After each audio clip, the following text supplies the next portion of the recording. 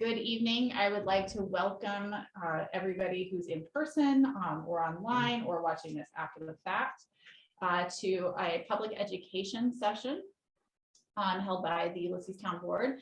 It is unlike, well, actually, when I looked at my agenda, it says June 14th. It is not June 14th. It is July 12th, 2020. And we are convening at 6:33 p.m.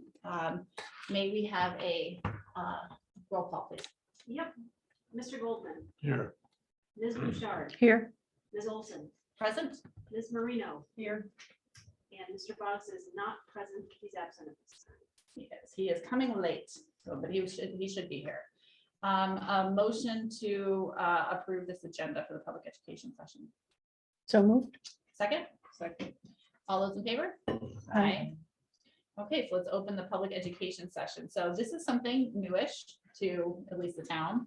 I say newish because I can't guarantee it hasn't done before, but it's newish to me.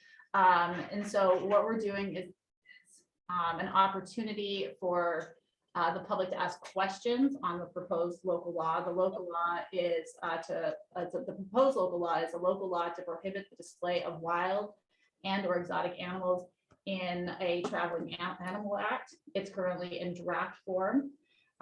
This is an opportunity to ask questions. We will do our best to answer those questions. If we're not able to answer the questions, we will collect the questions and we will get answers. And then we will provide them on the website with the other information that's already up.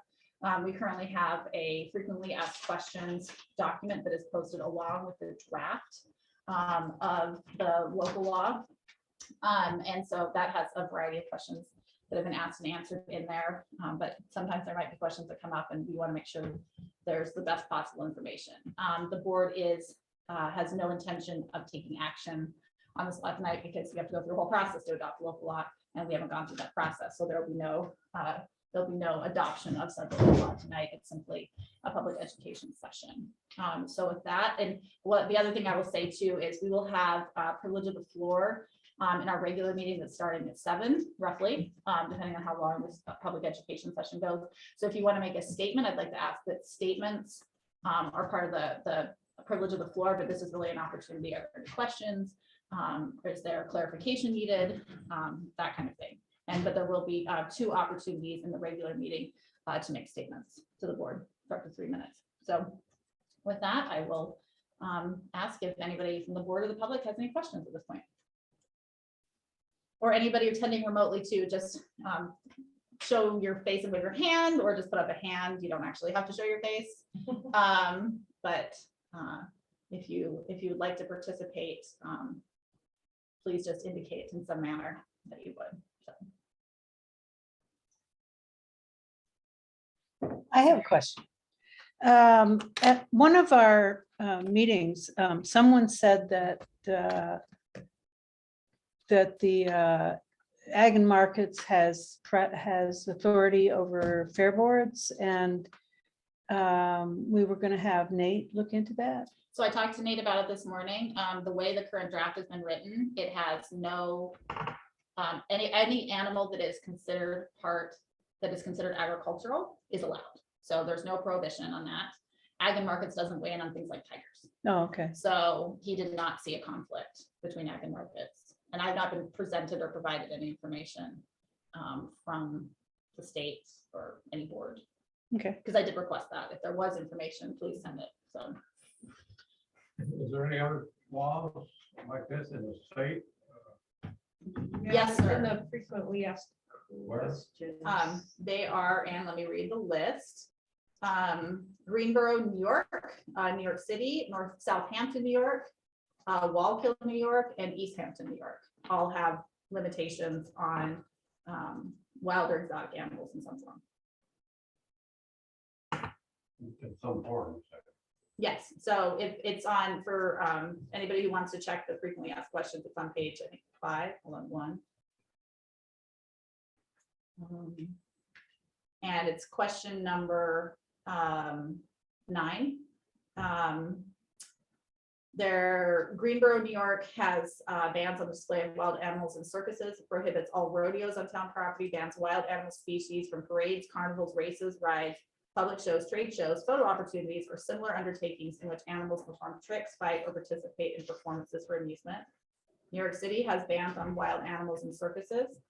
Southampton has bans for display of wild animals.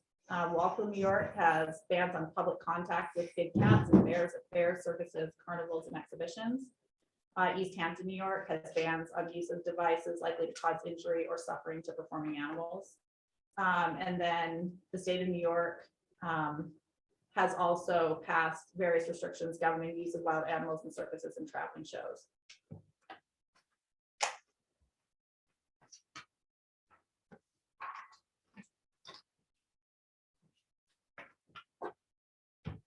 Thank you.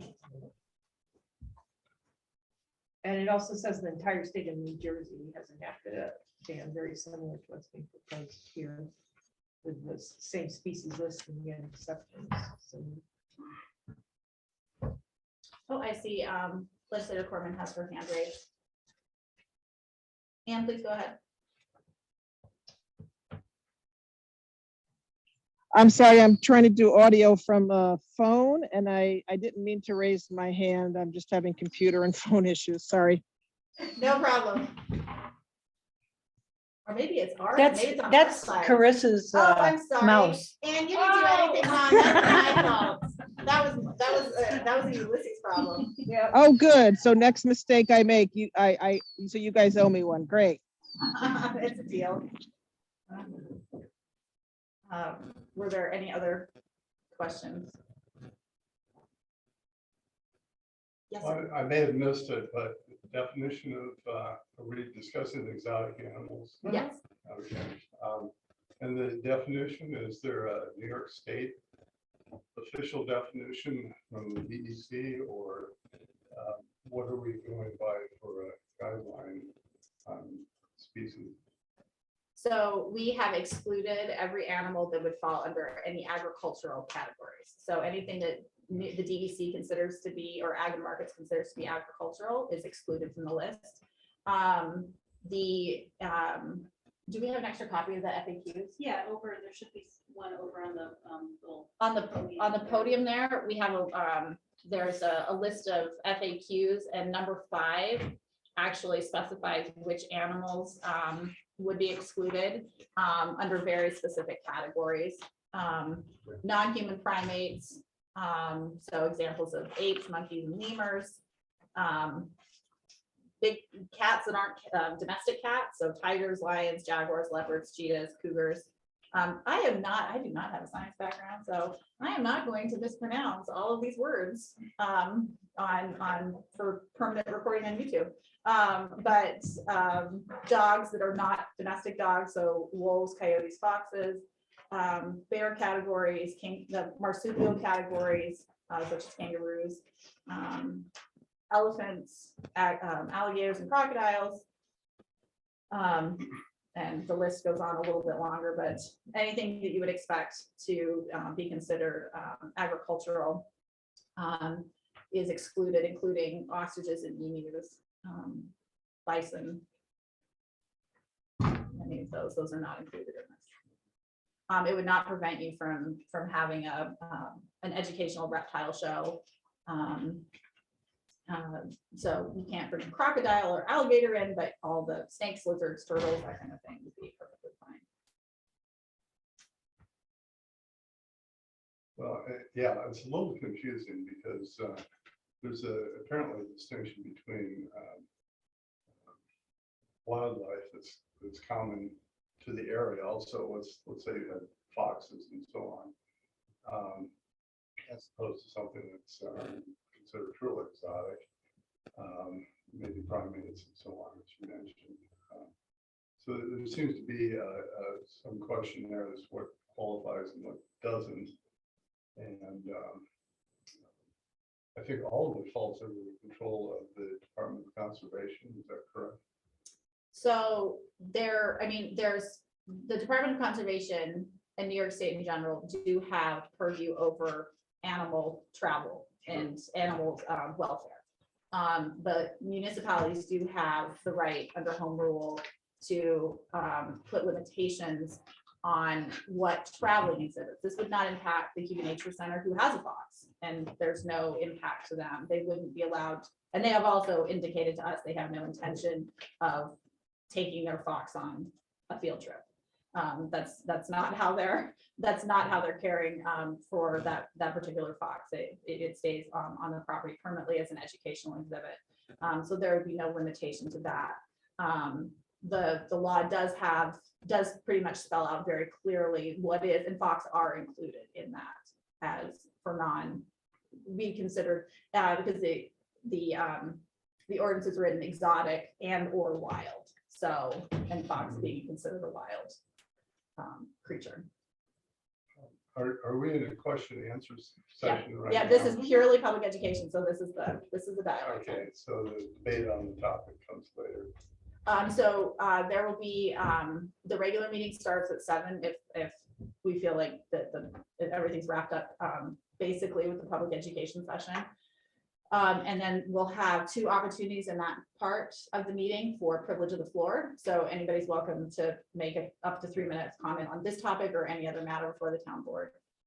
And so that's really, we're not going to, the town board will be discussing this. We're not taking any action tonight. Short of the board may decide to schedule a public hearing, which is another opportunity for the public. Okay, well, that was the next question. And when will this come up for a vote? Well, the board has, well, I can't speak for the board, but the board will discuss whether or not we want to schedule a public hearing. The public hearing is the required step before any adoption could take place. And so, I mean, I would say the earliest this could come to consideration would be at our, possibly at our next meeting, which is on the 26th of July. That would be the very earliest it would come before us, but we haven't scheduled it yet, so I can't say that Okay, it is on fine. the 26th. This is Paula McGuire. I have a question when you get a chance, or if it's, Absolutely. I was just gonna say, I saw something in chat, so I couldn't read it. So I didn't know if that was your chat. Go right ahead. it has not, hold on one second.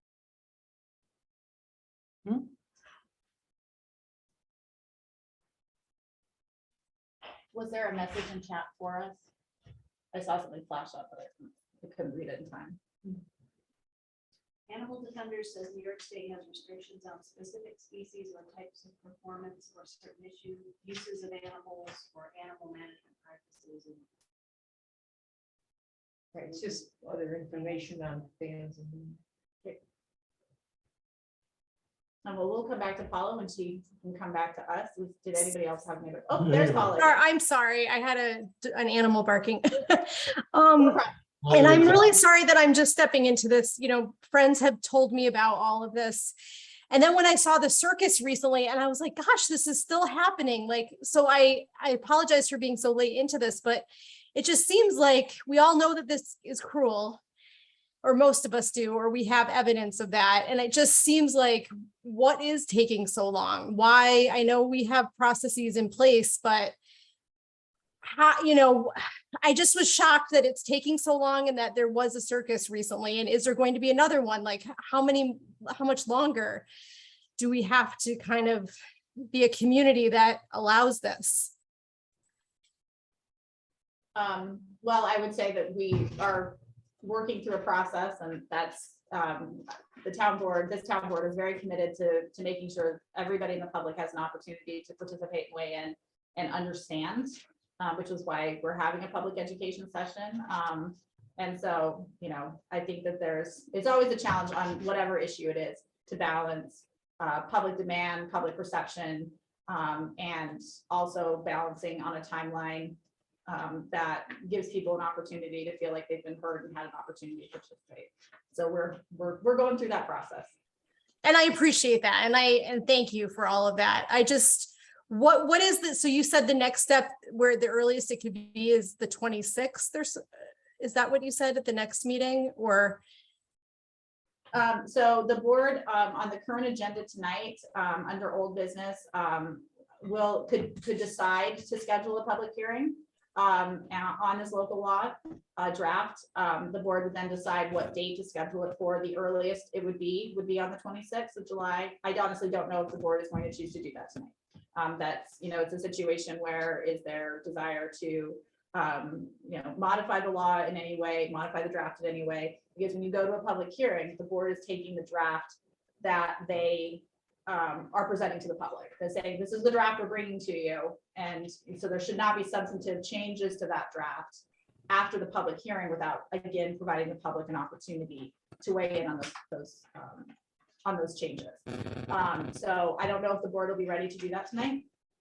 But the process would be that whenever the board decides to go to the public hearing, that's when, if the board decides to go to a public hearing, that will be with the draft effectively finalized, that would be taken into consideration in the public hearing. The public hearing is necessary to actually enact the local law. So the enactment couldn't happen until after that public hearing occurred. So it could happen that night. It could happen that night. But seeing as how we have no special meeting scheduled, I believe that the very earliest Yeah.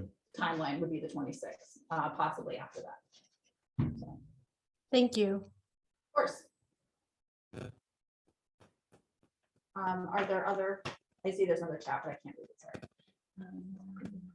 Just in the chat, just say it. You should just say. Yeah, If you're writing in chat, it would be easier if you could say it because we can't really read it.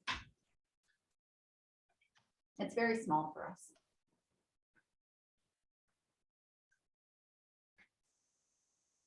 Unless he can't say it because you don't have audio. Chris, would you mind Kristen pulling could up the read it. chat? Yeah. The FAQ states there were previous animal acts in traveling zoos in recent years. I'm new to town. When did these events take place? These refer to, there's been an annual circus that visits, there have been animal acts at the Trimsburg Fair. I'm not aware of others, but maybe other people are.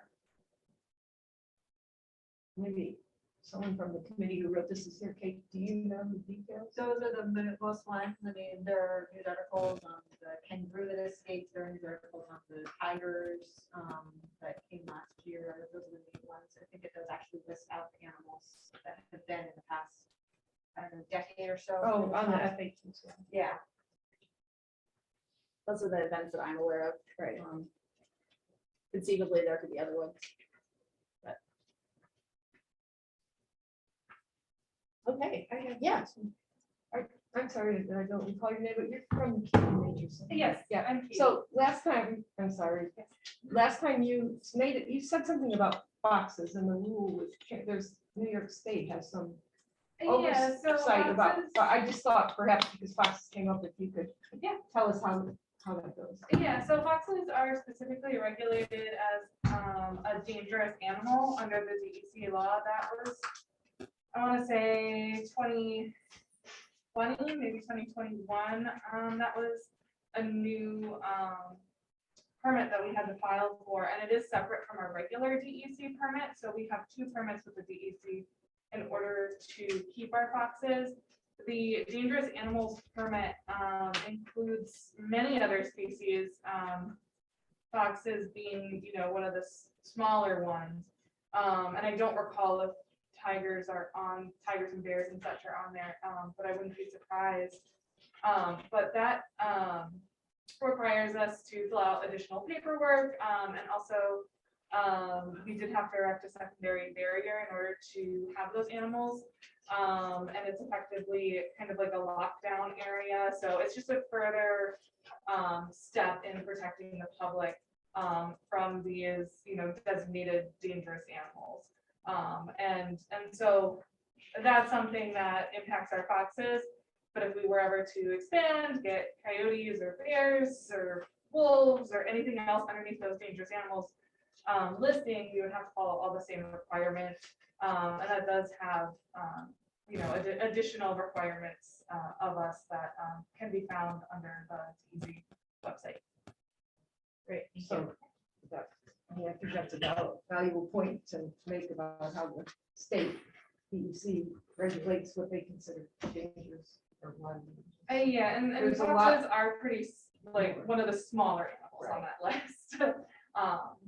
And that's part of the reason why, part of many reasons why we have no intention of bringing our fox off-site for programs. That and our foxes would not like that, so. Great, thank you. Somebody asked me in public, I ran into somebody and they asked if this would impact wildlife rehabilitators, and the answer was no, because those are not traveling shows. Those are definitely not entertainment related facilities, at least in New York. In Florida, potentially there, but not here. So it would not have any impact on those types of businesses or nonprofits either. Are there any other questions? Anyone from the board have a question? I just have one other one. Yeah, you're from the fair board, right? I'm sorry, also, I'm not good at remembering everyone's name from past meetings. But do you, how far out in advance do you schedule what comes to the fair 3 in years. August? Two So you, to 3 years. 2 to 3 years, we sign up our acts. so you have the act for 2023 and 2024 signed up already? We have 23 signed up. Okay. Yeah. And it- 24, but none of them are animal acts. I don't know, we don't handle animal So you acts. don't have any animal acts No, coming, they're all acrobatic. and not this year either? We have a petting zoo. Right, but Yeah. that's the agriculture type. You're not petting any It's- on this They're not list. acts, they just come set up a tent. Right, but they're not any of these animals that you can pet anyway. There's no dangerous animals in the petting zoo. Right, But, right. I'm just being clear. Okay, so not this year, that's not, That's not this regulated year by, like you or said, any the other year. state and all that stuff. okay, great, thank you. So if they have no animal acts, what are we actually regulating? What is, for If what purpose? They did have them, then they're your regulation. Well, and I think it's important too, that this is not about the fair. for Right. them. This is, it would It's about impact the entire Right. town. It's not. Grassroots decides to have elephants, then they wouldn't need to. If I decided to have Right. The elephants, biggest impact for us would be to lose the revenue from the circus. Okay.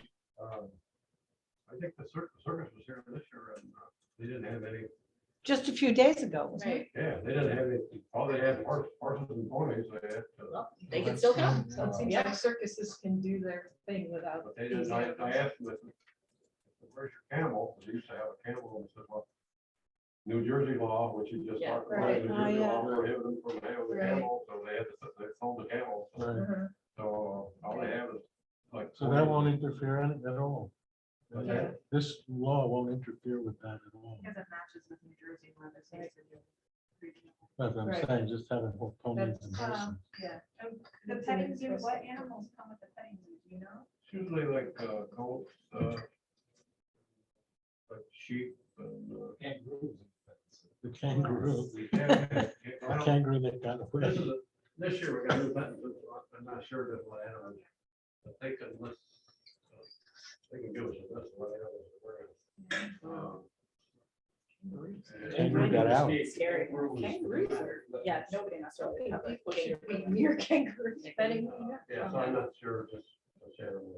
Yeah, it'd just be good to check it versus the list, just so that. People don't pet them. They might have something. Right. I don't know.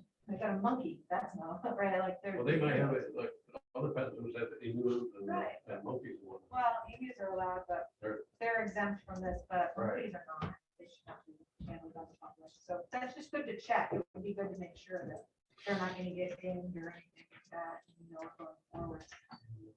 We have had pet zoos with a lot of birds. so. Right, and that's not, that's not, We've had pet zoos with that, some of it. Yeah, yeah, birds aren't on the list. I mean, they're the rat ties are, but that is exempt often in humans, so don't we do something like. I don't know, what else is in that? I don't remember. Family, yeah, which I don't think they're gonna bring kiwis. Doesn't prohibit kiwi fruit, probably. Well, thank you. Well, that's good to know. That's very good information. Thank you. Well, are there any other questions at this juncture? Okay. Well, then, Move to close the public hearing. a public Public education session. Education. Yep, is there a second? Second? Excellent. We don't actually need a vote on that, do we? Well, let's take a vote. All those in favor? Aye. Aye. Okay, well, we have 2 minutes till we can convene the town board meeting. And I'm gonna go get myself some water. So Is Nate coming on? he's on right now. Oh, yeah. Yeah, he just gonna do 6:30. Okay. Hmm. Rich, I'm just waiting on 2 addresses that for those particular persons that we talked about. And then Caitlin promised to getting those to me earlier today, I think, but I don't recall seeing them. And so as soon as I have those, I'll be emailing you.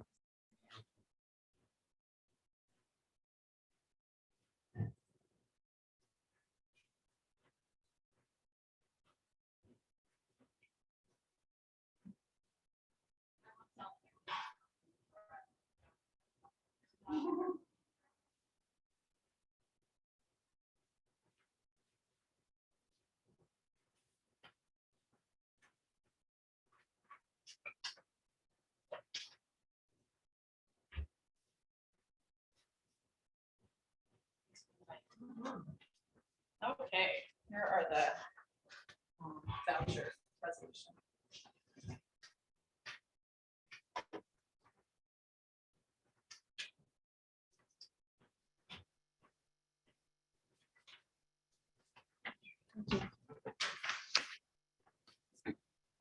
I'll forward you that.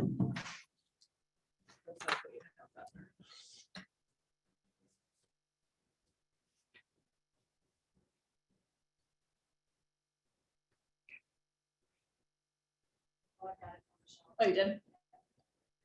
No bridge vouchers this month. No, no. I didn't. I did my Finally. time. We're hoping there are bridge vouchers in the future, though, I can tell you that. But not on Cemetery Bridge.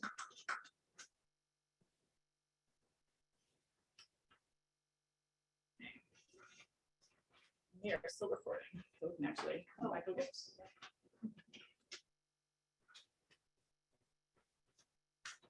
I'm actually going to ask for a motion to pull the public hearing just into the regular meeting agenda, because we're not doing the public hearing first. We don't need to separate it out. We can just have it during the meeting. But I didn't know that when I talked to Nate, until I talked to Nate this morning, and so I'm just gonna call for that. We don't need to move into a separate meeting agenda for it. We can just have the public hearing at 7:30. Right, we should have it when it's advertised. Though. Oh, yeah, no, we Yeah. won't do it until 7:30. Yep. Okay. So we'll just move around the agenda, work around All right, it. let's so we get to that. let's go. Okay,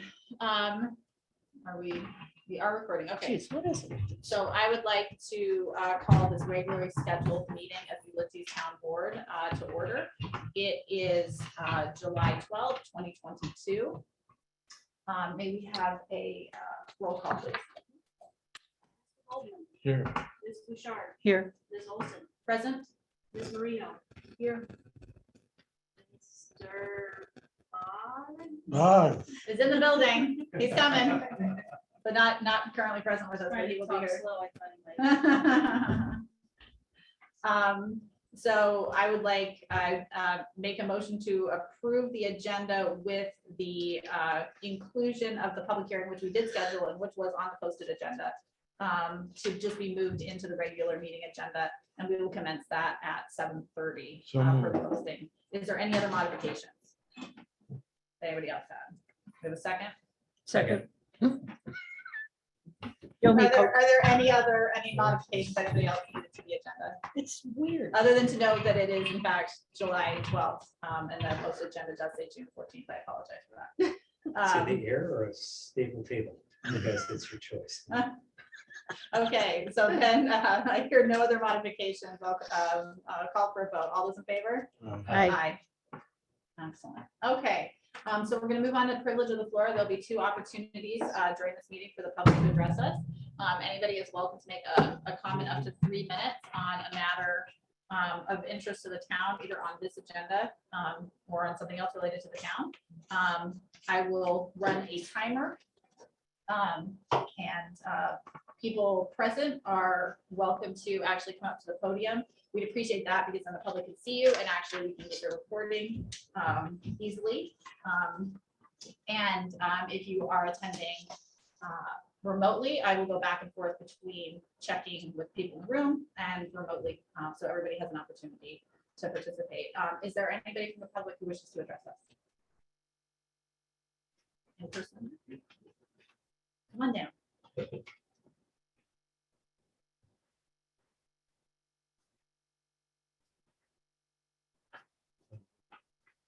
I'm, No, there's, it's on here. This Yeah. one's on here. okay, I'm Jerry Reynolds from Trumansburg Fair. I guess you can imagine, we're against this law.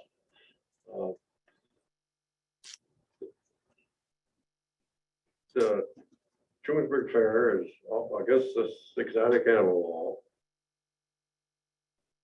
Because I think it's a prejudice law, for one thing. Dogs, and horses and so on, they can travel to dog shows, horse shows, they can travel in all kinds of, the dogs are in cages usually when they go to a horse show or a dog show. And who knows how well they're trained the same as exotic animals are probably. And the horses that go to horse show, they're in trailers or trucks. They travel all around. So this is quite prejudiced because if you have a tiger, he's not allowed according to your law, this exotic law, which I don't think is right. And another thing, I think this whole law is entirely against what the Trumansburg Fair policies are. It'll prohibit us from presenting a lot of educational acts and entertaining acts. Right now, we have no exotic animals planned in the future, but who knows from 4 or 5 years from now. Sometimes we like to have some shows that's free to the public to come and watch. They're educational, and it's just hard to come up with a lot of shows. And these exotic animal shows are they're getting fewer and fewer, but there are some out there. It just gives us a little more leeway of what shows that we could have. So anyway, you can figure we're dead set against this law. Thank you very much for your comments. Is there anybody in attending remotely who wishes to present to the board? Any comments? I'm not currently seeing anyone. Is there anybody else in the public who wishes to address us that's in person? I have a question. Yes. So I mean, he makes a good point. Why are we allowing the transporting of horses and dogs and other animals? Why are we singling out exotic animals in traveling shows versus horses or other animals? Is that a question at me or is that? Well, you can answer. Or somebody can. Well, I think that in part, the differentiation between animals that are recognized under New York State agri markets and as having of agricultural purposes. I mean, I think limiting agricultural animal travel would have a far greater impact potentially in our community. I don't think I would be comfortable going that direction, but that's, you know, that could be discussed. So the rationale is they're governed by ag and markets. I also think that one could make a very clear argument. I think there's an argument to be made that has been made that there's a difference between the danger level of an exotic or wild animal versus a horse. Which isn't to say that a horse couldn't be dangerous also, but I think that was part of the thought. But we can certainly, I think we can discuss that further. We can discuss that further in the scheduling in the under old business. I do see a hand in the public online. Dory, would you like to address the board, please? Nope, you'll have to come off of mute. There you go. Can you hear me? Yes. In answer to the question as to why horses and dogs and ponies are not, what makes it different with those animals in a circus or a traveling animal act versus big cats or bears or elephants, let's say. The New York State Humane Society is against exotic and wild animal traveling acts. And one of the reasons for that is while all animals do not have good lives in circuses, regardless of what we may think or want. And I know this because I contacted roughly 9 different organizations, and I was either sent information by them or got information from their website on exotic/wild animal traveling acts.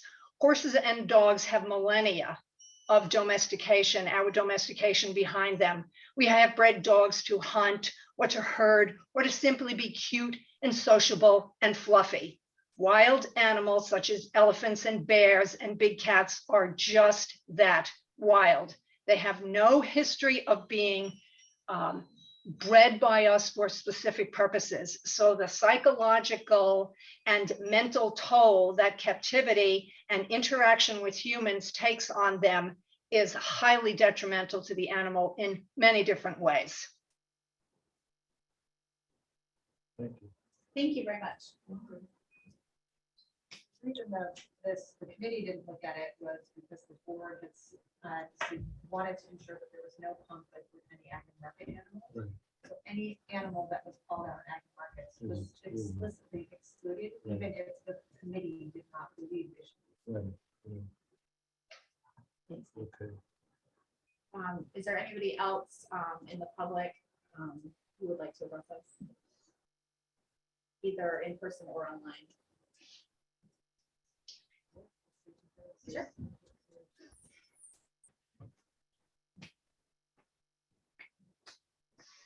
I am Kate Darfler. I live at 32 Lake Street, and I would just like the board to consider moving to a public hearing on the exotic animal. I think we have talked about this a lot. There's been a lot of public input in 3 or 4 different meetings, and I think that you guys have done a stellar job of not making sure there's FAQs and information out there. And so I would like the board to consider moving to a public hearing on this one.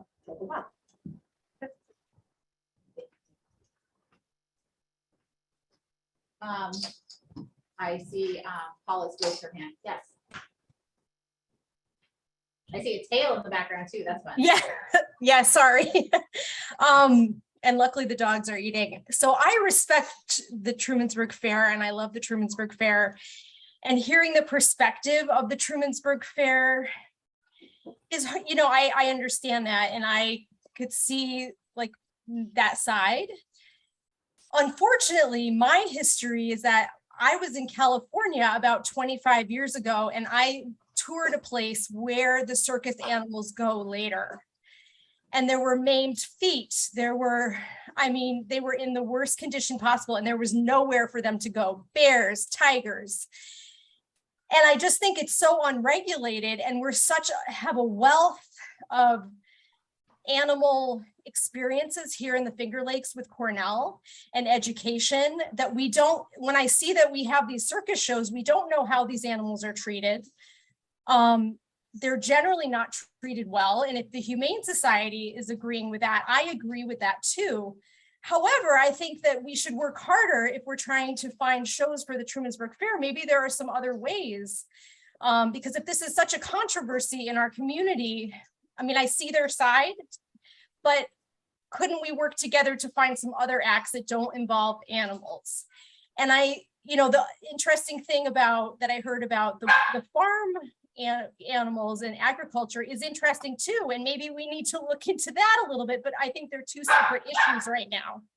So I would agree with Kate that we move to the next step to have this, I don't know, is it a vote, Caitlin? It'll be a hearing next. A hearing. So I would agree to move to the public hearing. But when I saw the circus, I mean, it just broke my heart because I've seen these animals and what happens to them. And it just is horrifying. And so we do not know where these animals go, how they're treated, if it's across state lines, is it regulated? I just think we don't know. Thank you. Thank you for your comments. Is there anybody else in the public who wishes to address us who hasn't had the opportunity? We're going to limit to one comment per person in this session. I think everybody So is there anybody else here? If not, I will move on. Can I make one more comment? Sure. Okay. Tiger. Has, I would think, an animal has rights. All animals have rights. Whether exotic or domestic or whatever, every animal has a right. A tiger or a lion should have the right to display his talent and their beauty to the public. That's it. Okay. Thank you. Okay. Then we will move on to any liaison or chair reports. If we have any present.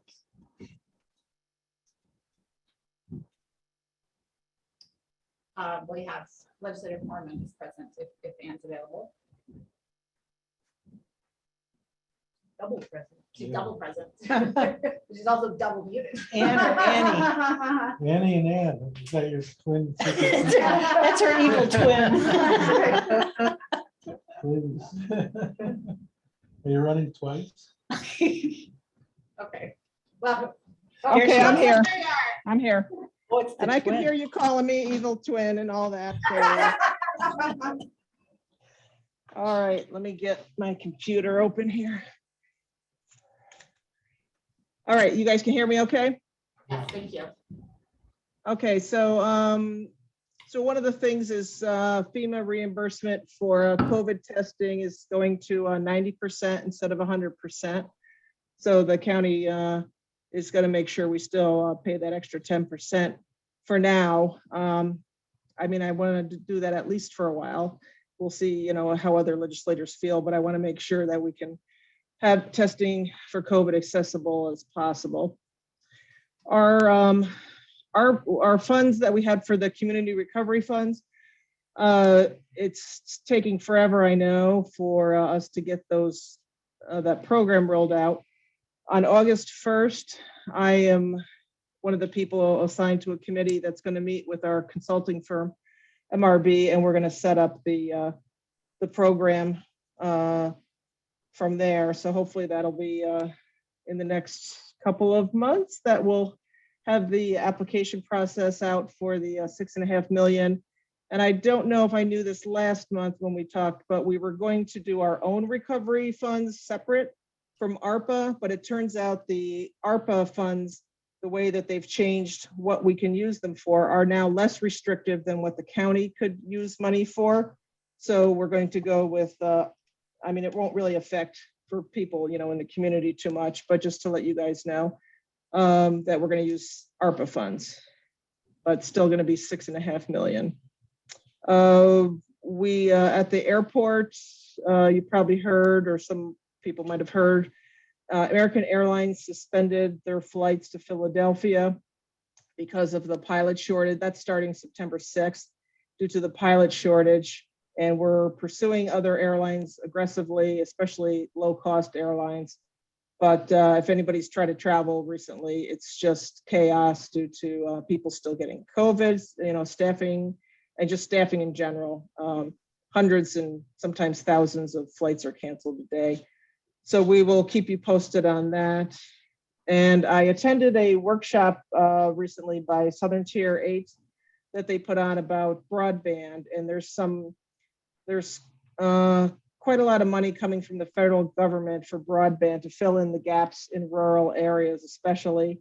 And so we're hoping we're trying to keep on the pulse of that to see if we can use some of that money. And because there are some gaps in the town of Ulysses, as folks might know. And there's also a program that we learned about, that if you are below a certain income, that you can get $30 a month credit or reimbursement every month on your internet service. And $30, you know, times 12 is about $360, according to my crude math. So that's, you know, I mean, that's a lot that for families. And we estimate there's, you know, 3,000 to 5,000 people in the county that could be eligible for those funds. So we're going to get that rolled out as soon as we can get more information on that. And we have a new deputy county administrator, Bridget Nugent. She came from the youth, she was the deputy at the Youth Services Department, so we're happy to have her. We're still looking for one more deputy administrator. And we have several other positions we're trying to fill, so please look on the Tompkins County Human Resources website. And oh, we're starting an unarmed sheriff's response pilot program.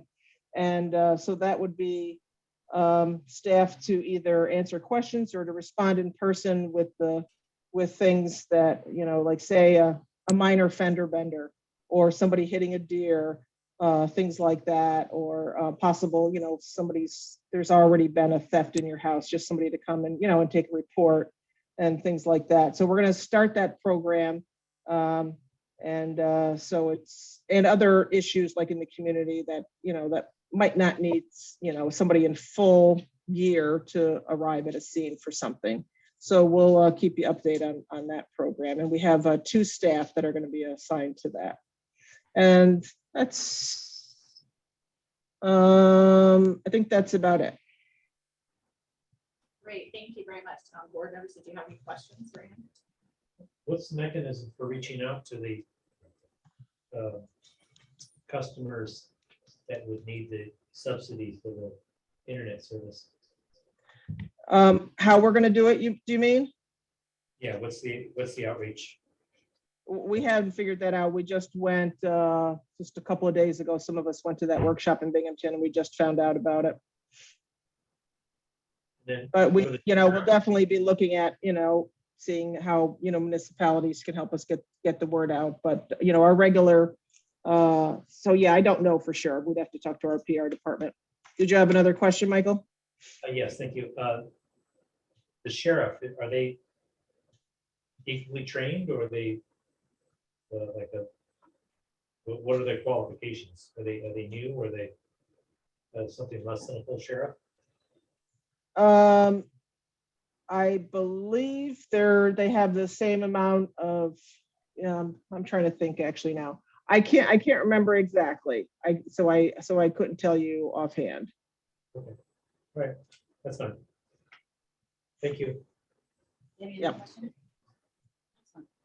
Thank you very much. We appreciate it. You're welcome. Moving on to old business, we have 10 minutes before we're gonna start our public hearing. But we have some time, I think, to get through some old business. The first item of old business is scheduling a public hearing on the draft of the local law to prohibit the display of wild and or exotic animals in the Traveling Animal Act. There is a draft resolution I put together, but I thought it'd be an opportunity for the board to decide whether or not that's the direction you want to move in. So any thoughts on moving forward? Yeah, I think we should schedule a public hearing. Yeah. Okay. 26. So quick question for Bill. So they're not showing up this year? No, there's no, well, for the next 3 years, there's no animal extent other than a penny.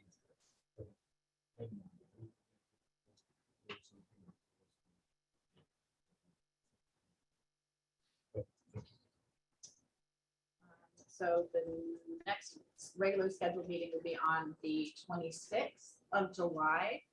We could do the public hearing at 7 o'clock. Yeah. We could start the meeting. Sure. Okay. Okay, is there a motion to approve this resolution to schedule a public hearing on July 26th at 7 p.m.? Is there a second? Second. Any further discussion? All those in favor? Aye. Thank you. We are going to skip B because B actually refers to the public hearing. So we will come back to doing that because we need to do the public hearing before we can talk about adopting. And so why don't we get started? Nate, are you available now to start discussing actually what, let's see, hold on, before we're not. 8 minutes, well, we can get started. Nate, are you available now to start discussing the draft procedures you put in place or you put together for us? Yeah, Meetings? of course. Great. Awesome. So everyone hopefully has that available and sitting in front of them. So your current rules and procedures for meetings have section 4.5 in it, remote participation in meetings, which I believe you adopted sometime within the past year and a half or two.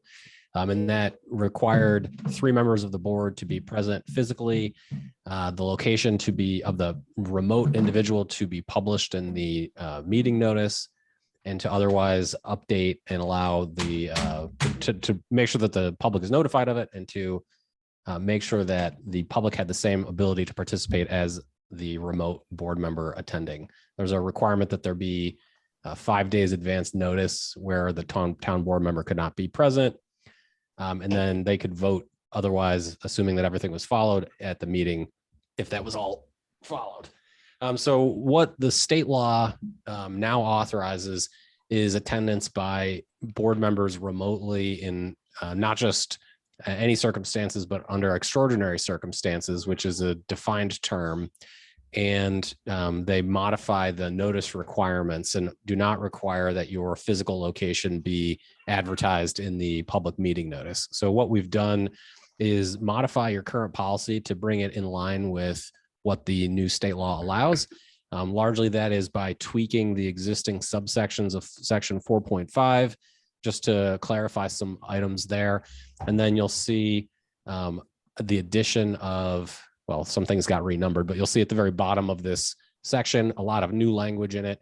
That's where if the person is choosing to participate under extraordinary circumstances, there's basically some tweaks or changes to the ordinary remote attendance meeting requirements. So to bring it all back around, there's basically 2 methods for remote attendance. One is the old way, where your physical location will continue to be published, and that applies under any non-extraordinary circumstances. And then there's the extraordinary circumstances exception, which modifies the notice requirement a bit. And again, does not require you to have your physical location disclosed. And the best of both worlds, at least in my opinion on that. And you can still vote if you're, As long as there is a quorum, Present in not present in person. You can still vote. Yep. Yeah, you can still vote. As long as it's not, that you, I guess that you wouldn't be able to vote if it's not considered extraordinary circumstances and your address wasn't published. Correct. Yep. so in the cases where I've participated but not voted, Mhm. I've had a family thing or whatever, and I'm in Vermont or whatever. That's clearly not extraordinary, Right. right? Well, it, and this is where I'm gonna let Nate answer this, but I'm gonna answer it first. Which is that the state, from the best of my understanding, the state has a definition, but this definition is really broad. And it could be, quite honestly, if you travel and go on vacation once or twice a year, it's pretty extraordinary that you're doing that. It could be a situation where, but if you're gonna do it in advance, you can also publish your address, and your address doesn't have to be publicly accessible within Ulysses. So there are still ways to structure it, so you could still participate in these kinds of circumstances. And for a lot of these, I think we know 5 days in advance that we're gonna be on vacation and calling it.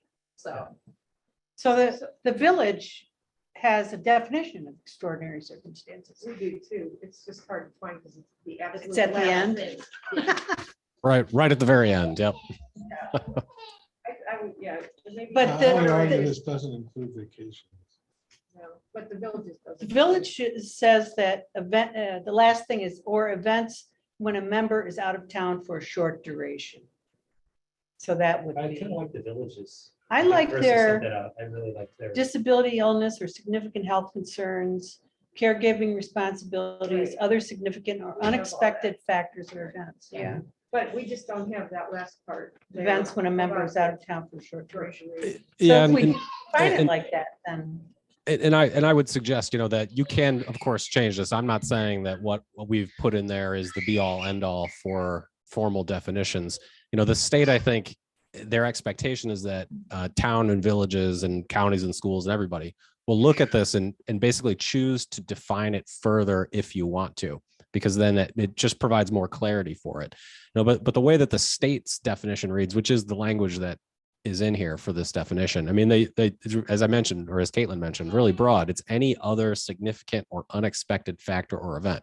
A significant factor or event can constitute, I think, many of the things that you all have just talked about. I would certainly recommend if you can agree on providing further clarification, because then it forecloses people potentially arguing about it in the future. But you can also leave it pretty broad.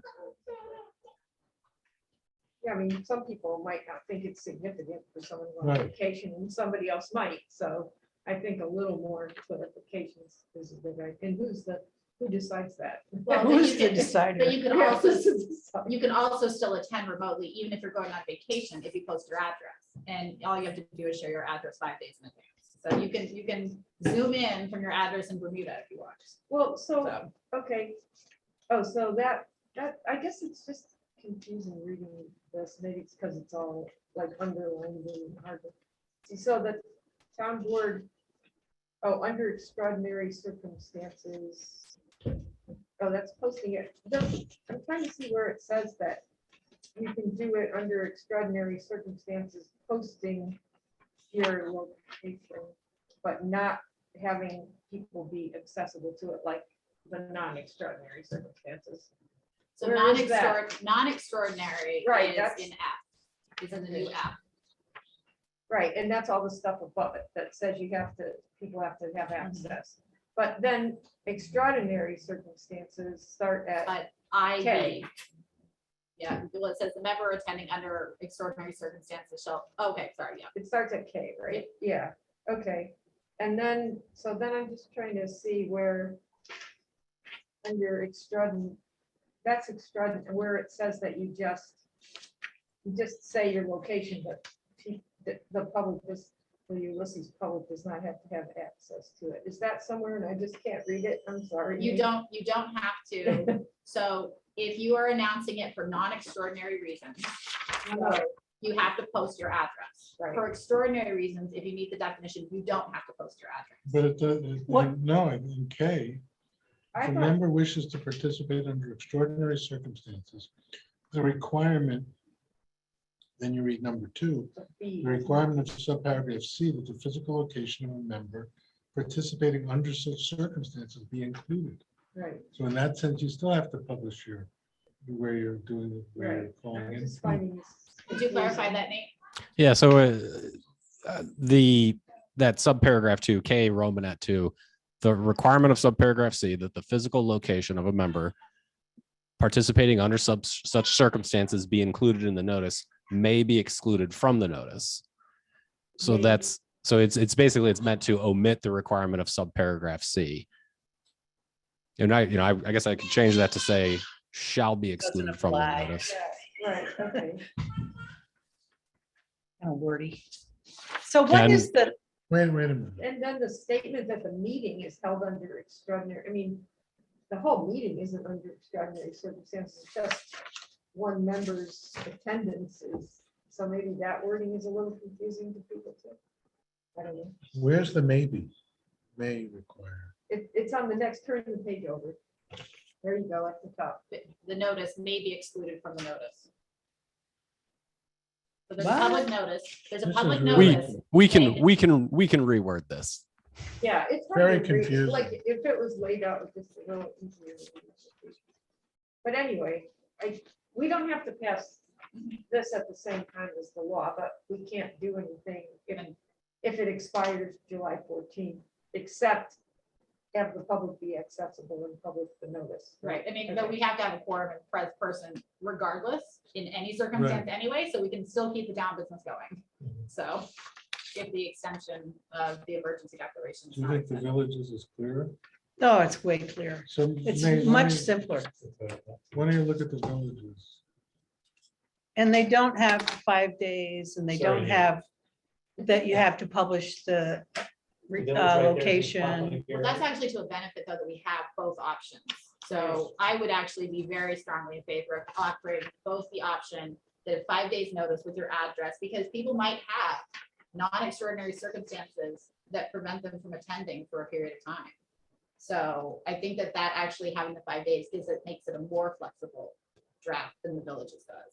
But that doesn't preclude us from also allowing people under extraordinary circumstances to attend and participate should, they trip and fall on the way into their house prior to this meeting. Then they can still participate, even if they don't want to look into town hall. So, So the villages does not require at all a 5-day notice. You don't require at all that the location be published, that of the remote participant.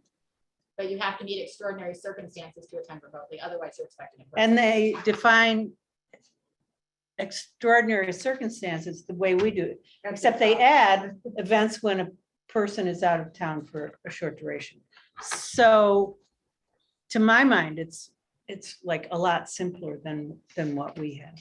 Yeah, so what we were trying to do was take your existing policy, which required 5 days notice and, you know, the publication of a person's physical address, and then incorporate the new guidance from the state as to what the new law requires. You know, if you want to go back and modify your old policy and remove it, I mean, that's something that we can certainly do, but that wasn't the direction I think I was tasked with moving at the point that I was drafting this. So we would have to say that whatever the new policy is supersedes the old policy if we want to get rid of the old policy. Is that what you're saying? Correct. But I think, you know, when Caitlin and I were discussing it, she is right. There's two ways that you could do it, right? And that's under extraordinary circumstances or not under extraordinary circumstances. And if it sounds, and I haven't reviewed the village's policy, but it sounds like it does not allow you to attend remotely under ordinary circumstances. If you want to continue allowing attendance under ordinary circumstances remotely, then you need to include at least the requirement that notice include the physical location of the person attending remotely. And the only way to make sure that the public can be notified of all of that is in having a time frame for publication of that meeting notice so that the public is aware of what's going on. Yes, it doesn't just affect us, it also affects planning and zoning. So, and there might be a good reason why somebody has to be out of town for a month related to work, but still. And that's fully an participate. ordinary That would be an circumstance. ordinary circumstance, right? That would be extraordinary. Is the state passing something like this? Well, the state, you know, of course, passed a amendment to public officers law that authorizes this. And the Committee on Open Government has issued the model policy, which is where a lot of this language is based from, as well as a model local law. But the state legislature kind of does what they want. They're not, I think, going to necessarily give us any more definition to this. And, you know, what I've advised clients is until the Committee on Open Government is really starting to issue formal advisory opinions in response to specific questions that they're asked about how to implement this, or until there's a court case that really provides definitiveness to what extraordinary circumstances is, or what the appropriate notice period requirement for publication and notification of the public that extraordinary or ordinary circumstances apply to a remote meeting. We just don't have really specific detailed guidance. It's a really gray area because frankly, it's a new area of law. No, the Wild West. Why wouldn't we just stick with what we have? So if you stuck with what you have, it does not allow extraordinary circumstances for attendance, and you have to publish the physical location of the member who's attending remotely, which I believe is an area of pretty significant concern for members of the boards, because often they don't want their home address, for example, included. The board member that we modeled this after was an extraordinary circumstance and was absent for 6 weeks or whatever it was. The current policy that we have. Well, so remember, in the past 2 years, the state authorization has been, you know, everybody can attend remotely without needing to include specific notice requirements of the physical address of the member attending remotely.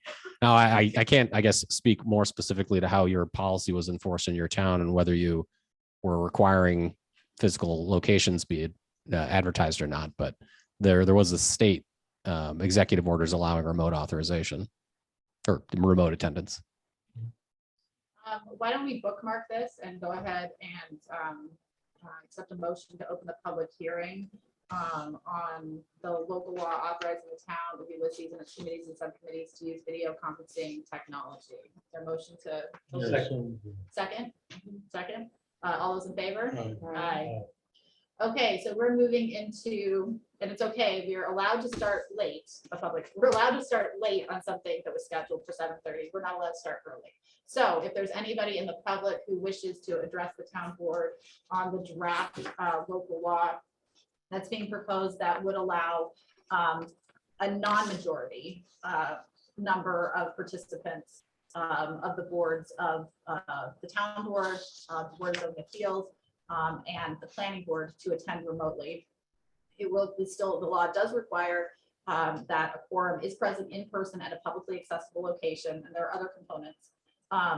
Basically, the law that we are looking at in the draft form today enables us at the town to set the policies and procedures that conform to New York State law.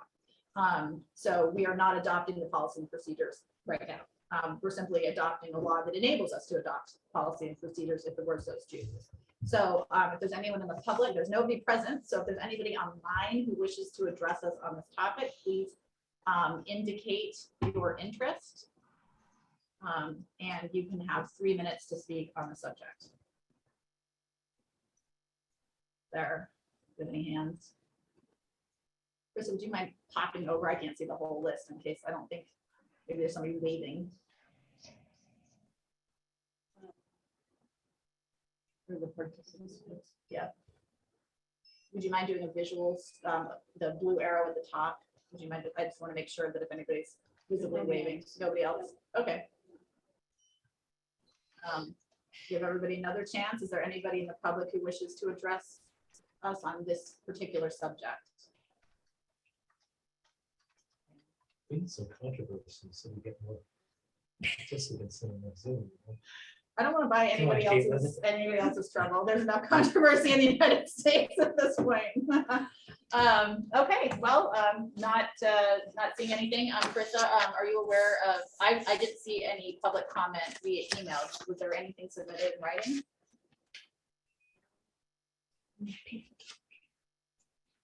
Like the comment that I'm freezing, but it's already up to 77 over there, so I am not adjusting it. There's something wrong with this system. You gotta put the fan back down a little bit. Is there a button on that? There's on mine at home. It'll feel a lot colder if the fan is running at high. It really Okay, pushes it up. include, we didn't have any other public comment. Krista, you're aware of? Okay, great. So now let's have the motion to close the public hearing. So moved. Second, all those in favor? Aye. Okay, we can go back to discussing the policies and procedures. What I'm hearing from the board is there generally some tweaks we'd like to see. What is, Mary's raised the idea of eliminating the 5-day period for people to participate under non-extraordinary circumstances. Michael has raised, do we want to make any changes at all to the original policy? Where's everybody at? Where do you guys fall? Well, Where we does have everybody to else make fall? some changes because the original policy doesn't allow video Right. conferencing, Right, well, it does, but not, not the way. not, Not the way, not without the public having access To to your the address. person's location So we and wanted, that being published. so, but we can do away with that, right, Nate, or not? So if you were a board member and you had COVID and you wanted to stay home right now, you'd have to publish I your understand. address. I was just So explaining it. Nate, can we get rid of, are we allowed to get rid of that requirement about the location? Publishing the address? Only for extraordinary circumstances, Okay. which means you have to adopt much of the policy defining extraordinary circumstances and some of But I those like related the way items. the village does it. It's cleaner than 1, 2 subset A. So we have to have item B or subparagraph B or whatever it's termed. The location who is not physically present is accessible to the general public. Right. Do we have to have that for non-extraordinary circumstances? For non-extraordinary circumstances, correct. Or non. For non-extraordinary circumstances. But you're saying the definition we had, you wanted to include vacation as an Well- extraordinary Well, circumstance. Yeah. Well, here, so, and this is where it gets, I think it might make sense to have, I mean, how many vacations is no longer extraordinary? Like, you could theoretically have a board member who's in Florida for 6 months. That's right. Is that extraordinary Yeah. because they're on vacation for I mean, No. so I think that, well, they're living there for just 6 months. so I think. Well, that short it's like- duration. Yeah, it says short, yeah, short duration. 6 months is not a short duration. Well, I think that it's good to think about these things and the impact of the procedures and the policies when we're not in the circumstance of having that. We don't have that concern now. So now's the time to think about it. So we can game out, is our policy flexible but yet appropriate?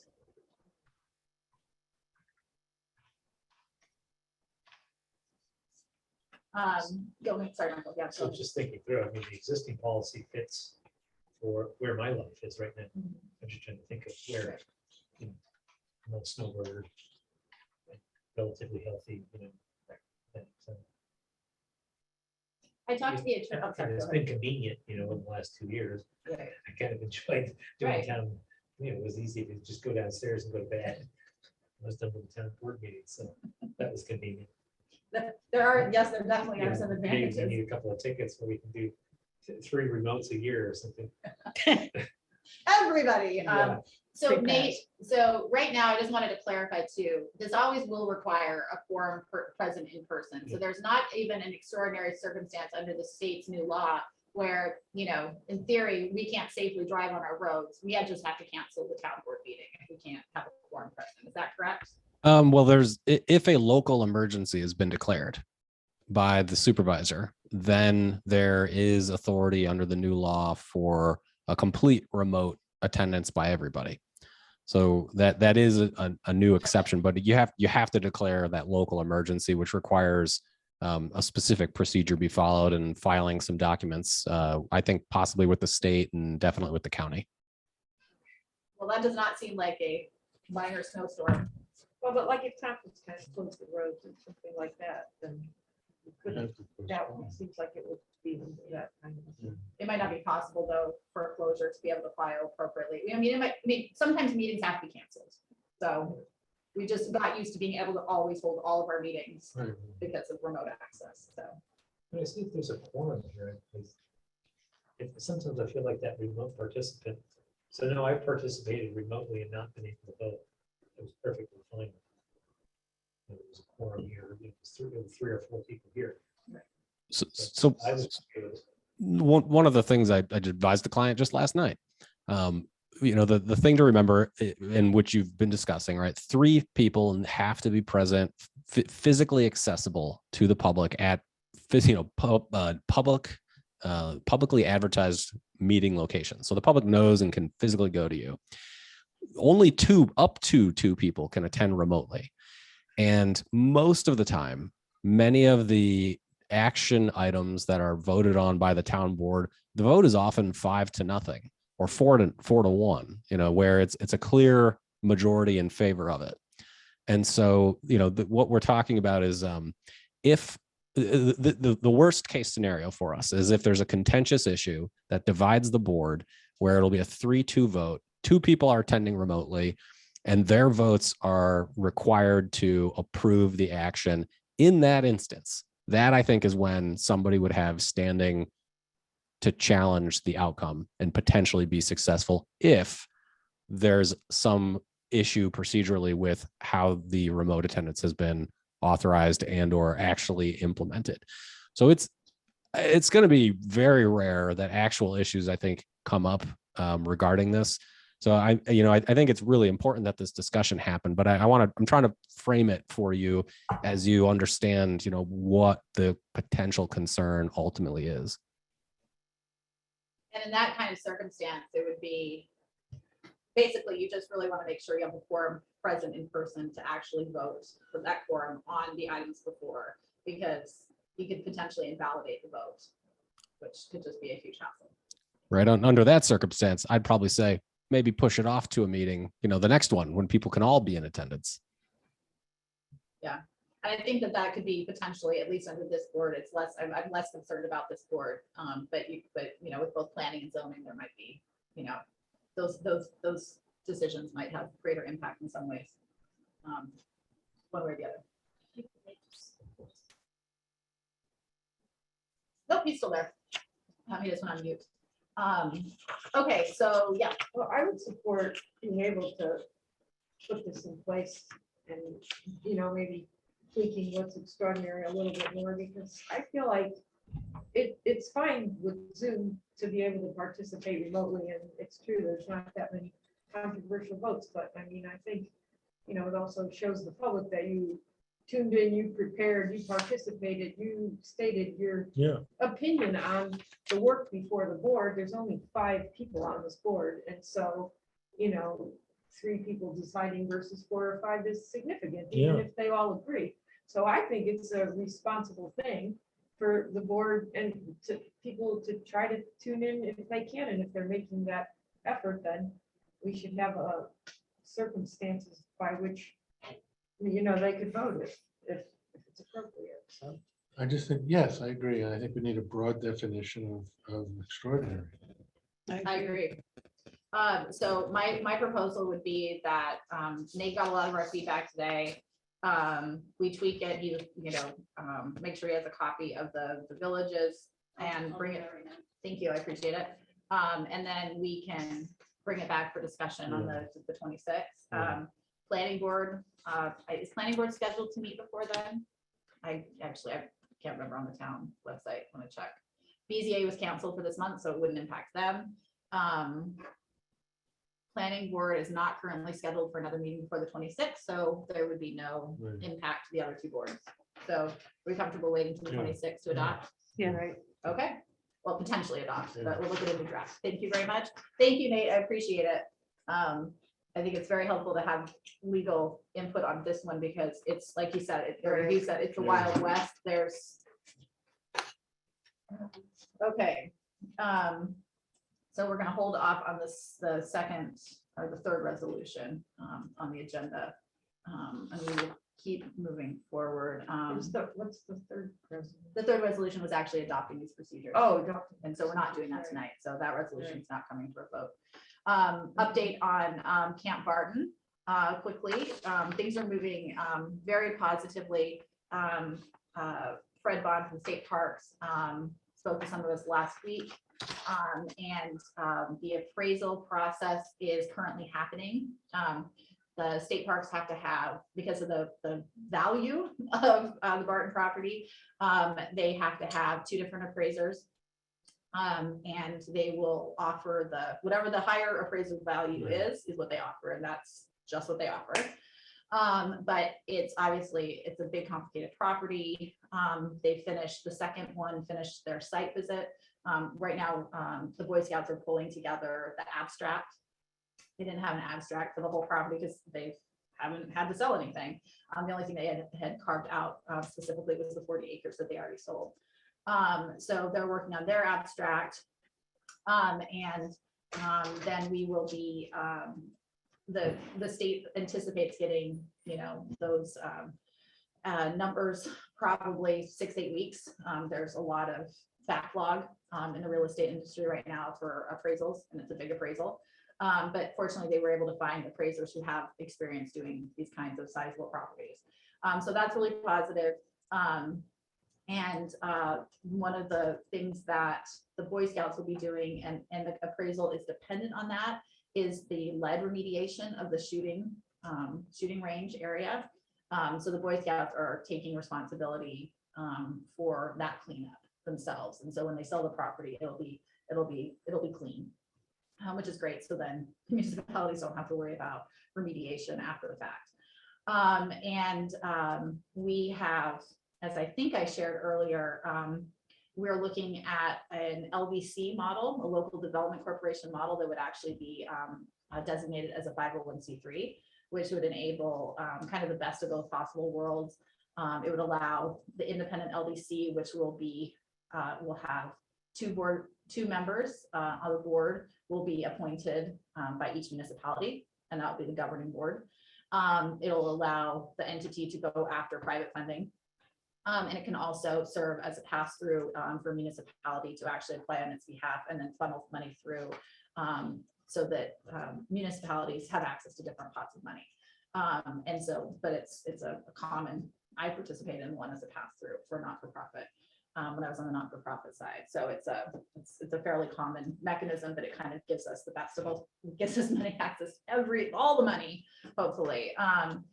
And just today, Fred Bond was able to be able to share there was an LDC that was in operation in Cattaraugus County for 20+ years that was doing exactly what we're gonna do essentially.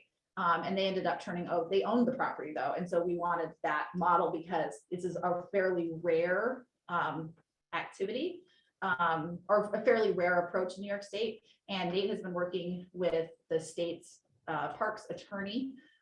They came to a meeting of the minds in terms of an approach. And so Fred was able to actually find a person who knew of the person who had in his vault a copy of the operating agreement of this now defunct organization who ended up selling their land to the state a couple of years ago. So he shared that today. So we're anticipating probably, Nate thought by the end of the month, we'll have a draft operating agreement for the municipalities to consider at the individual, like the working group will look at it, and then it'll end up coming back to each individual board to see if the boards are amenable to it.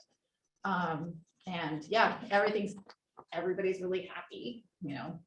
It seems the Boy Scouts are being great to work with, the state's being great to work with, the other municipalities are being great to work with. I'm, you know, keeping all my toes crossed that that the good news continues. But so far things are looking really promising. We're looking at, we won't be able to set a more firm timeline on the acquisition, the final acquisition and transfer with the licensing until the appraisal process is finished. Once that's finished, then we'll actually be able to have a firmer timeline. So in terms of expenses, are we gonna keep track of who's putting what in, like to our work, we're putting money into legal fees? Is that gonna get on a ledger equalized out at So some point? it's in our, we can talk, but that has to be something that's worked out in the operating agreement. And so in terms of what contributions are, so we certainly on the town side are keeping track of what we're spending related to Barton. It's not been considerable. And we're not spending other staff time doing it. The whole idea behind the LDC model was that the LDC model, the municipalities can lend money and be repaid. So it's not going to put a sizable burden on any of the municipalities to have to like ramp up to staff. The LDC is going to be responsible for staffing. It might want to contract with the town or the village or the town to have services provided such as mowing or things like that. But the town, if you listen, could easily say, no, we're going to lend you X number of dollars to get going, but we're not going to participate on the staffing level whatsoever. We don't have the capacity to. It should be a very clean, once we get up and running, it should be a very clean process the entire way through. And that's the advantage of having an independent group manage.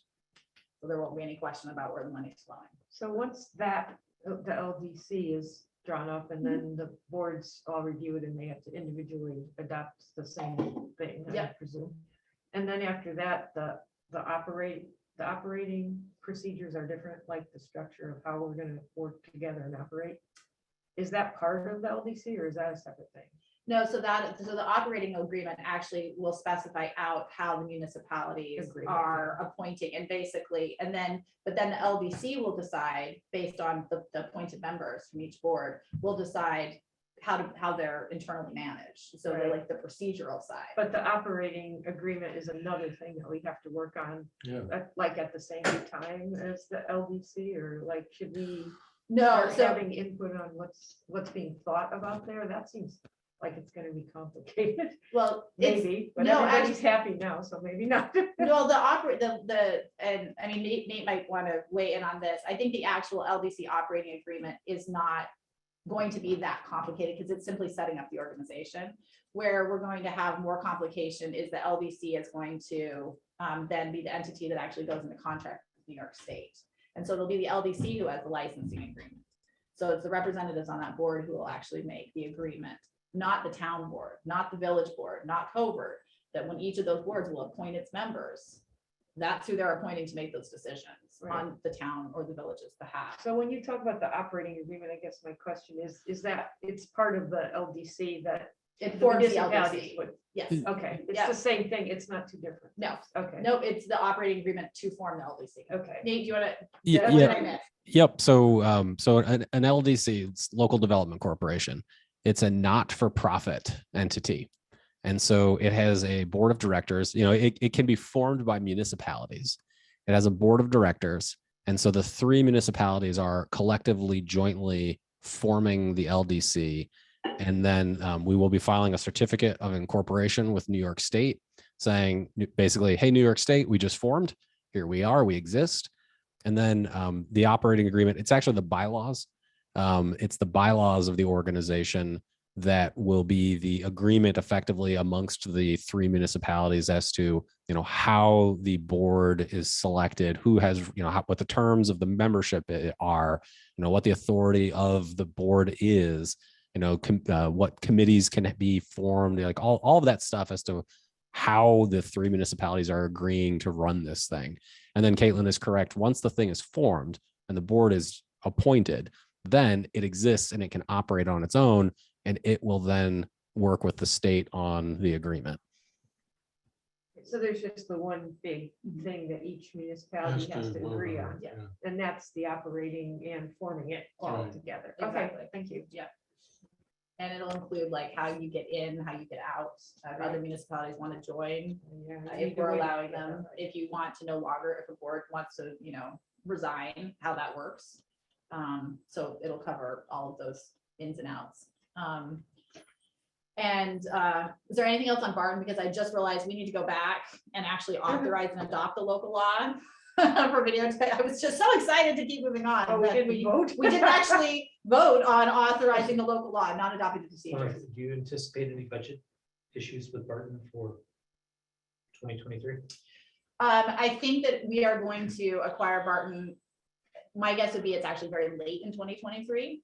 So we're in, in very early discussions about whether or not there are some, would be some financial implications to the town, what the, or the municipalities, what the initial kind of, and Rich, correct me if I'm wrong, the initial kind of discussion was that every municipality is going to be an equal contributor for lending of money, because equal money equal vote, right? And there's no kind of other clean way to do it. And so my anticipation would be that, say, each municipality lends $20,000 to, and on to be repaid, as revenue begins rolling in. But one of the, and then that would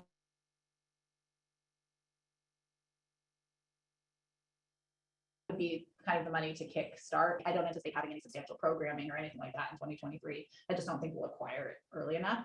But I was very excited that we had the ability to set up a 501c3, because I think there's a lot of private money in the community that would donate. Yeah.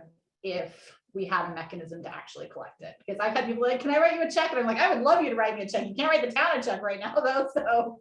So just Yeah. one question along those lines. So it seems like once we, the LDC takes over that property, like it's bought, State Parks transfers it to us to manage, we are then in charge of having the insurance for liability purposes. Yeah. The Because LDC is The responsible, not the LDC, right, but municipality. the LDC. Yeah. So they're gonna need some amount of money Right. to have pretty hefty liability insurance on that property right away, so that might be Mhm. something that Absolutely. It's definitely gonna need needs- upfront money. needs to be thought about in terms of how much we might be each, municipality has to think about putting in to get started. Right, the other thing though is that there's the anticipation the LDC will be formed many months in advance of acquisition, and Oh, there could okay, so actually we be a have time. fundraising We campaign have time to time think about it. Yeah. to actually solicit money. Right. And there's a friends group of there's an alumni friends group that has solicited, who's set up as an independent 501c3 that has solicited a lot of pledges. That's not our money to spend by any stretch, but that is an entity that does exist with money who might be interested in helping, because they were interested in helping facilitate a positive process where the Boy Scouts people continue to have access to the property. So that's another potential source that we're not in negotiations on that. There's other, there are revenue sides and there are cost Right, sides. and And the there's just insurance. gonna is- have to be some money before revenue comes in and programs happen, just to start maintaining. and Oh, having absolutely. the Insurance and all, so that might Yeah. come in at 2023. That might come in, yeah, in late 2023. I would be anticipating potentially the very earliest, unless things are super, super speedy, is October. of 2023. And I think that would be on a pretty rapid timeline, so. Thank you. Excellent. Okay, so let's bounce back. Exciting. It is voting. exciting. Let's bounce back to voting on the local law. So this is not adopting the procedures. This is literally just adopting the local law that we had a public hearing on, that enables us to adopt procedures that conform to state law. Is there a motion to approve? Yeah. Second, Second. any further discussion? All those in favor? Aye. Okay, excellent. That means we can move on officially now to the application to the 2022 New York State Climate Smart Communities Grant Program for potential funding for our comprehensive plan. Right, so I can just talk a little bit about that, and then Michelle can fill in. So Michelle and I have been meeting on this and decided in sort of triangular consultation with Caitlin that the DEC project grant made more sense, as some people on the board said at the last meeting, to go for updating it with sustainability aspects and incorporated throughout it. So it's as you can see from this resolution, we're asking for we're saying the project is $100,000, of which we're asking for, we'll get 50 from the state if we're awarded it, and then we have to match it $50,000. And so that match would come from volunteer time, which they give you a formula. So the volunteers would be any committees that we form, a comprehensive plan steering committee. I think we can certainly take credit for the water, the source water protection committee, because water certainly incorporates into sustainability and land use planning. So all those volunteer hours, any review by, periodic input from other, what was called for the zoning update stakeholders, which was like the planning board or the BZA or somebody like that, all those volunteer hours. And then in kind staff time, people that you're paying already on your staff to work exclusively on this. So what proportion of their time? So that would be a planner, and we have the planner, and Michelle's time, the grant administrator, and legal, and then little bits of other times people might review things, if the rec program person reviewed it, or, if the highway reviewed it, those would be really small relative to the others. But so Michelle's working on that now. She's been doing a huge amount of work on it, but our current sort of estimate, and it's just an estimate that we are tweaking, is that the actual cash in kind that we would put in would be 20 or 25,000.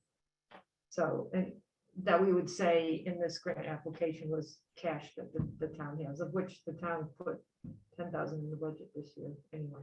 So that's it. And the other thing is that, and I don't know if the board wants to talk about that or just completely leave it to us as we draft it. Michelle and I and Caitlin looking at it, is that I got called on twice. Right. Well, trying to shirk some we've duties. talked on it more than twice anyway, and I'm happy to do it, and Michelle's doing a huge amount. She's doing the major load of the work for sure. Is that we need in order to make these matches estimates, you need a timeline, because you have to know how long the people are working and to add up the amount of money. Like I think they use minimum wage for volunteers time, but you need to make an estimate of the amount of volunteer time over the course of the project.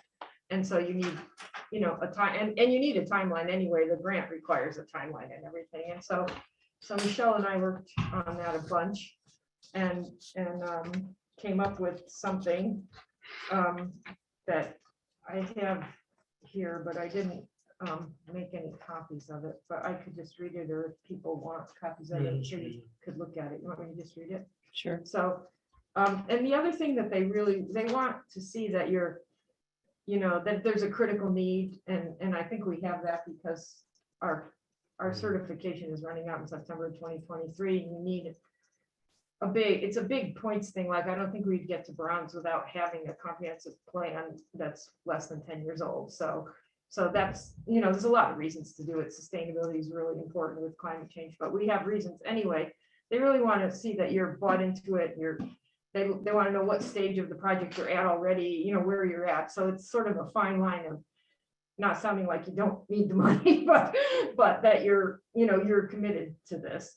So the sort of outlining that we have now is like it prior to the contract period would be to create a comprehensive plan steering committee. So put out, have a little gathering, whatever, put out information, get people who are interested to come and just get people knowing that we're doing this. So maybe in the fall, put out notices in September, have a get together, think about appointing people in the end of October. I know the budget's happening too, but then have a couple of these meetings in November and December to start, maybe talking and hopefully with our planner about, the sort of project's visioning, and also we're ready when we get the consultant. And then in January through March, that committee could meet and we can have an initial public information meeting on this effort so people know that we're doing it and what the goals are held by that committee and the town planner could assist. And then we also have, 2023, this is important, is that March is the earliest that the grant can start. So that's the actual start date of the grant is March 2023.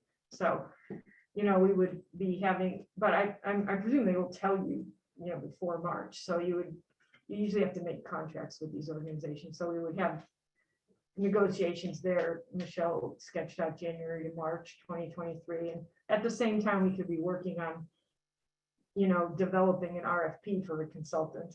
And then we can have, the consultant outreach and maybe select the consultant if we were lucky by the end of April. And so then that, shows the funding agency that we're using their money for that. And, but we're doing this other stuff and we're getting ready, but in order to, finish this on a good time frame that helps us with our certification and all, we need this technical help, which is like the justification.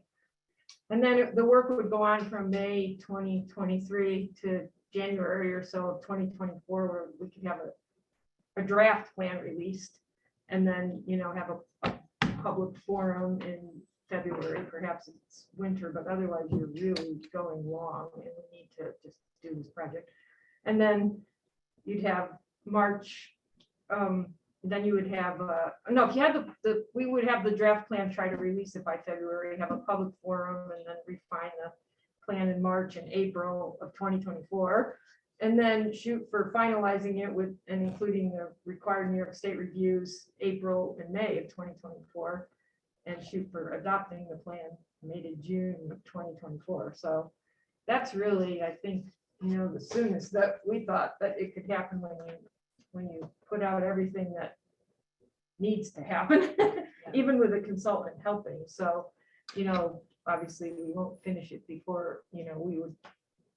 And we're in the CSAC, which is the task force, which you have to specify who the task force is in this application for climate smart communities, is we just met and we're working on getting a plan together and we're working more methodically now on the other issues, things we need to do to get recertified. So, hopefully, this would add to our certification level once we finished it, but we're still going to be working on other aspects of it. So, and in fact, it was Michelle's thought, which I think is a good one, that there's a couple other things besides the one criteria that we'd be applying for this under, which is a comprehensive plan to include sustainability elements or either a new one or a revision. As there are two other ones. One is like flood mapping and something else. I can't remember exactly what it's called, but that's another one of these action items that we would try to incorporate some of the tasks in that, because it's kind of important in a comprehensive plan to sort of update your flood mapping areas and potential for your land use and all. And I forgot what the other one was. It was climate vulnerability or something, but the county's doing a lot with that. So we can partner with them. Maybe one of the, well, I don't know, what do they call them? Not partners, they call them something else. The collaborating groups. It's good to have groups that you list in the application that you're other I think agencies. it was just listed as resources. Right, resources, agencies that you're working with, so that would be soil and water conservation, which Michelle's already been working with some on this. Tompkins County Planning and Sustainability, because they're also working on these things, and if they can, we can get some map making and some data from them if you apply. They had a program, I don't know if they still have it, for helping municipalities. And then our other resource that we would have, so that we could list is the New York Rural Water Association, because they're paying for and helping us do the source water protection study and plan. So I think we would have a good competitive proposal, at least that's what we're gonna try. But anyway, yeah, so I don't know if the board has questions, or Michelle, you want to add anything to that? No, I think you covered it. It's a climate vulnerability. assessment. Right, sorry, I wrote that somewhere, but I couldn't find it. Oh, yeah. And so some of those things, incorporating them into a comprehensive plan with sustainability elements, which makes a huge amount of sense these days, and will also be other things that go towards our certification. And we can work on some of those, concurrently, because Michelle's been working on some of So it, the but soil submission- and water anyway. The submission deadline is when? It's July 29th. Yeah, So- so we're shooting for the 27th. Okay, and it's awarded when? That, they didn't say, did they? They didn't. They said that the contract begins for awarded applications mid-March, March of 2023. So 2023. I can only imagine that it's probably the end of the year or January. Yeah, Right. it's usually, it's frequently, it's November. Right. I've seen them come out. Right, So we so, would- November, December. We don't would know. do any comp planning till then? well, but that was what I was reading on this timeline here, is that we would try to make a comprehensive plan steering committee, we'd start thinking Right. about it, we'd be ready to go and try to get out the RFP, have the public start knowing that we're doing this and everything. Because that will save us some time, and allow us to finish it, hopefully, by May or June of 2024, and that's about as efficient as we can be. And if we discover that we're not awarded money. we Well, can we're just proceed carrying forward. on anyway. Yeah, Yeah, so exactly. to wait, to find out if you're awarded to even get started is kind of, Yeah. anyway, so that was our work to date, the royal we, it was mostly Michelle's work to date. But anyway, our thinking on that, all, you're doing one thing, then you're another, it's like, oh, yeah, we need a timeline, oh, yeah. To do the calculations to put it into the thing, so. Well, I'm grateful to both of you for all your yeoman's work to date. So I will be happy to move the application. The resolution is presented that starts on the beginning of page 1. Second. Is there any further discussion or comment? Yeah, Yeah. thanks. All those in favor? Aye. Excellent. All right, I'll clean this notes thing up and send it out just so the board has it in That'd be terms great. of thinking of the timeline and all. I ran out of time in the last couple of Such a days. shortage of that. Yeah, well, yeah, Only you could apply for a grant for more, but. yeah, that would be That would nice. be nice. Yeah. So we can move on to new business. The first item under new business is a temporary no parking on Rabbit Run, Cemetery Road and Falls Road. This is our traditional grassroots festival time. And it would be, it would eliminate, temporary elimination of parking along Rabbit Run, Cemetery Road between Route 96 and Falls Road, and Falls Road between Route 96 and Cube View through the end of July 2022. I did confirm with Scott. Scott is actually on this call. So if I if I misbehave, Scott, please call me out. But we did coordinate on this, and it would be through the end of the month. Right, everything looks good. When do you want me to put these up? Is Monday, the 18th, okay? When does grassroots start? The 21st? Well, the culture Camp club, starts culture. Yeah, the 18th sounds fine. I mean, I could put them up this week, but I mean, I don't see any need I for think it the this week. culture camp starts- It's Maybe the before- 17th? No, I don't know. When do we usually put them out? Yeah, I mean, is this something we do every year? Yeah. That was Yeah. my Yeah. question. Yeah. So, right, when do we do it? Just as a detail, it says Falls Road between 96 and Cuba View. Yeah. Well, Falls runs between Cemetery and Cuba View. Right. yeah, Yep, that is true. I should know that, shouldn't I? Right. We will slightly amend that. Oh, that's funny. You're right. But we have to do our half of Cemetery Road. Oh, culture Correct. camp, That starts on the 17th. And you have, So, you yeah, have that in the verbiage, our half of cemetery. What's the Road. 17th? Is that That's Monday? when I coach, yeah. Sunday. Somehow. Sunday. Town, yeah, so 17 to 20. the and then town-owned portion, grassroots is Yeah. 20 to 24. town-owned portion The cemetery. of cemetery. Maybe Um, put them up this week, at the end of this week. Yeah, Scott, would you be able to post it on Thursday? Because I know you guys are off on Friday. Yeah, we can do Thursday. That's fine. I appreciate that, yeah, because it looks like they'll start, we want to make sure it's up before the 17th. Yeah, it is real well enough in the. Hey, Scott, I had a quick question for you. Yeah. Brook Road, did you or the county put in these huge, what are they called? Culverts? Drainage contain, Yeah, so we did, but we had the county help us. but those are normally, I mean, was those huge things necessary in terms of the flow of water? Because it never was Yeah, it's the same size, actually. I have pictures and stuff of what it looked like before, but it's the same size. oh, okay. All right. Okay, so because I made some changes based on good feedback, I would move this resolution with noting that it's the town-owned portion of Cemetery Road between 96 and Falls Road, and Falls Road between Cemetery Road and Cuba View. There's a second. Second. Thank you. Any further discussion? All those in favor? All right. Aye. Thank you. Okay, next up is I grouped all of the highway stuff together. So the next up is ending a probationary period for an existing employee. This is for Tyler, and so Scott requested this in the union contract. There's a provision that the highway superintendent can actually request for a reduction from the 12 months down to 6 months for probation. So Scott, I will turn it over to you. Yeah, so Tyler was hired on December 6th, so he's been with us for about 7 months now.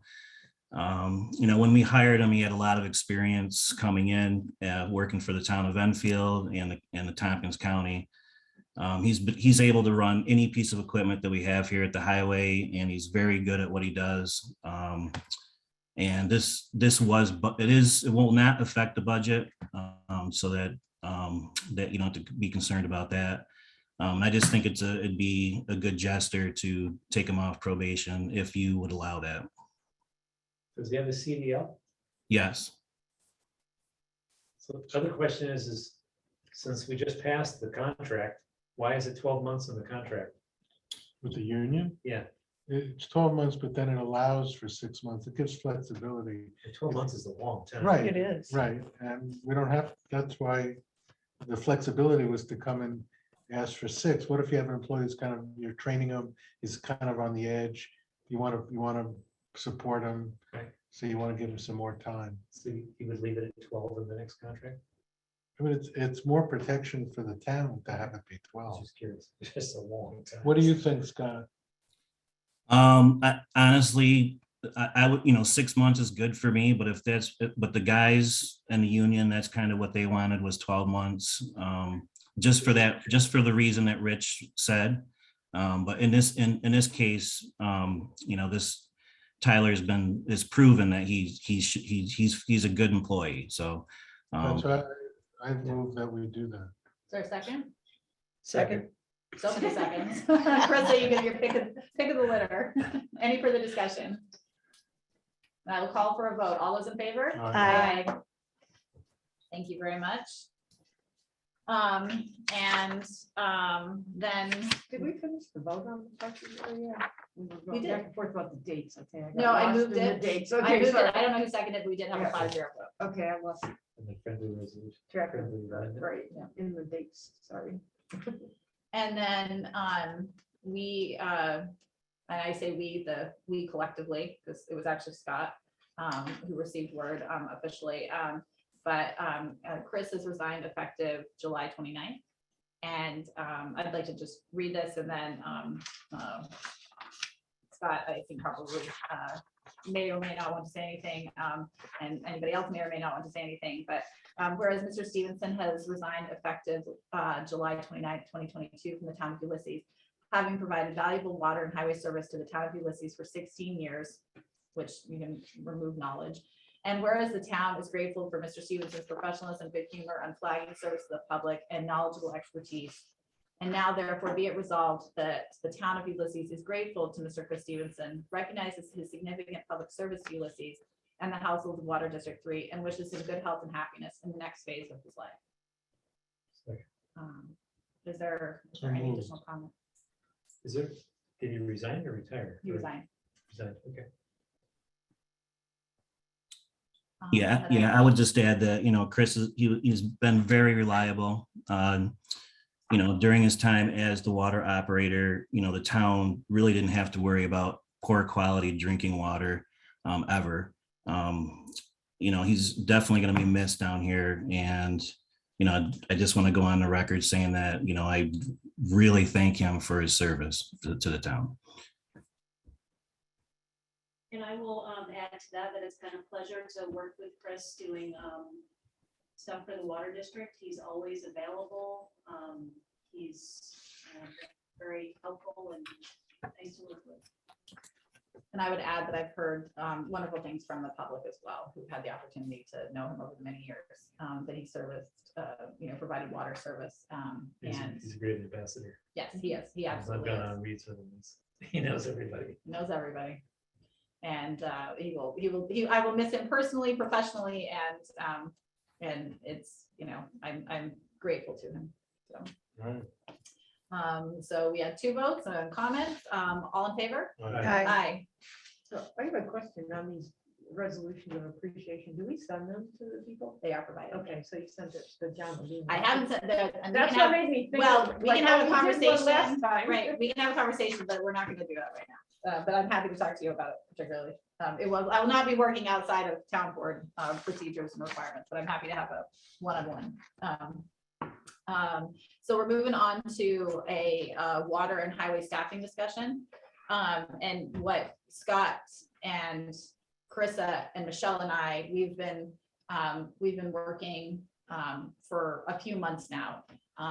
Because as I came in as a new supervisor, it provided an opportunity just with a new person to be able to say, how does this work? What is my responsibility in water?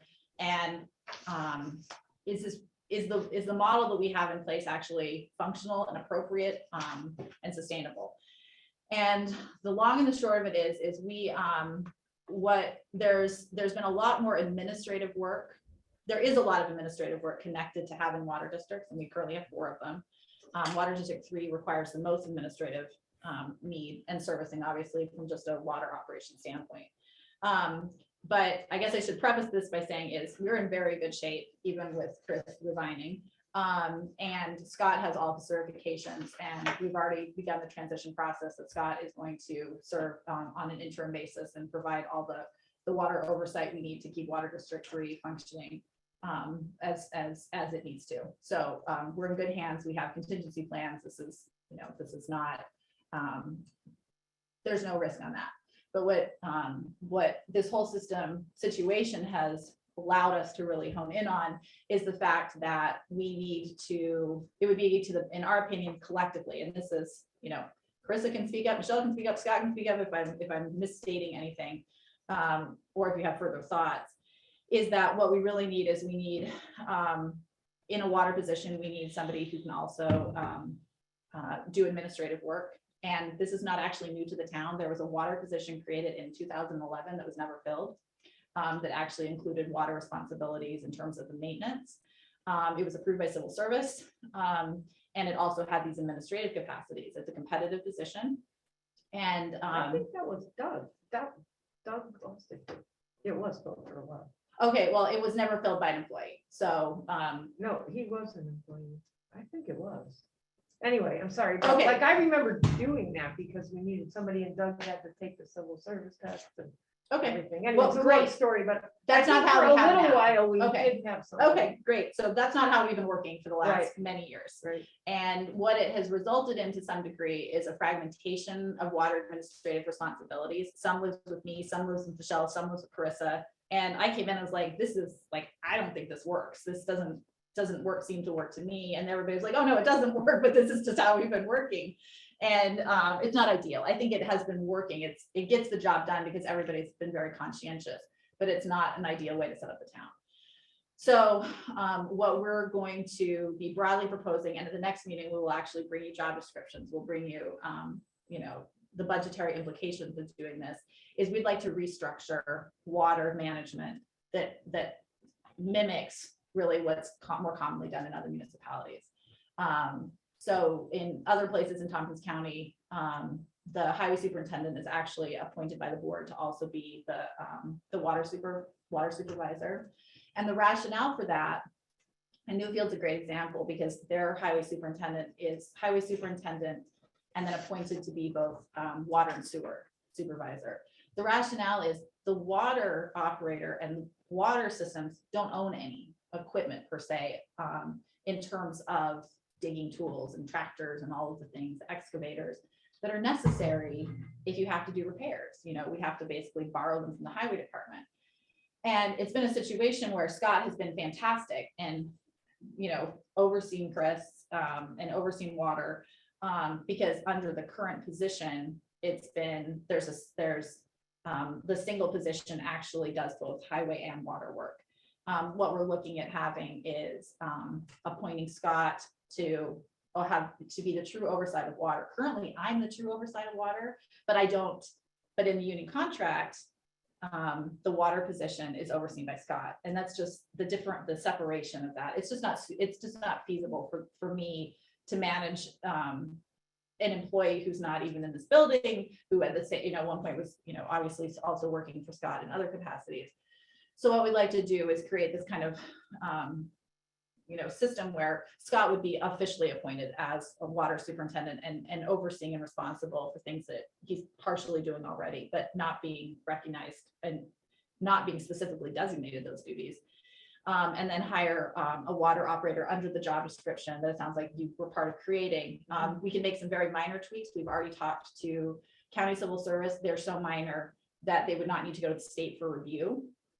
And we would be looking at approximately 20 hours a week. Currently, water is 13 hours a week.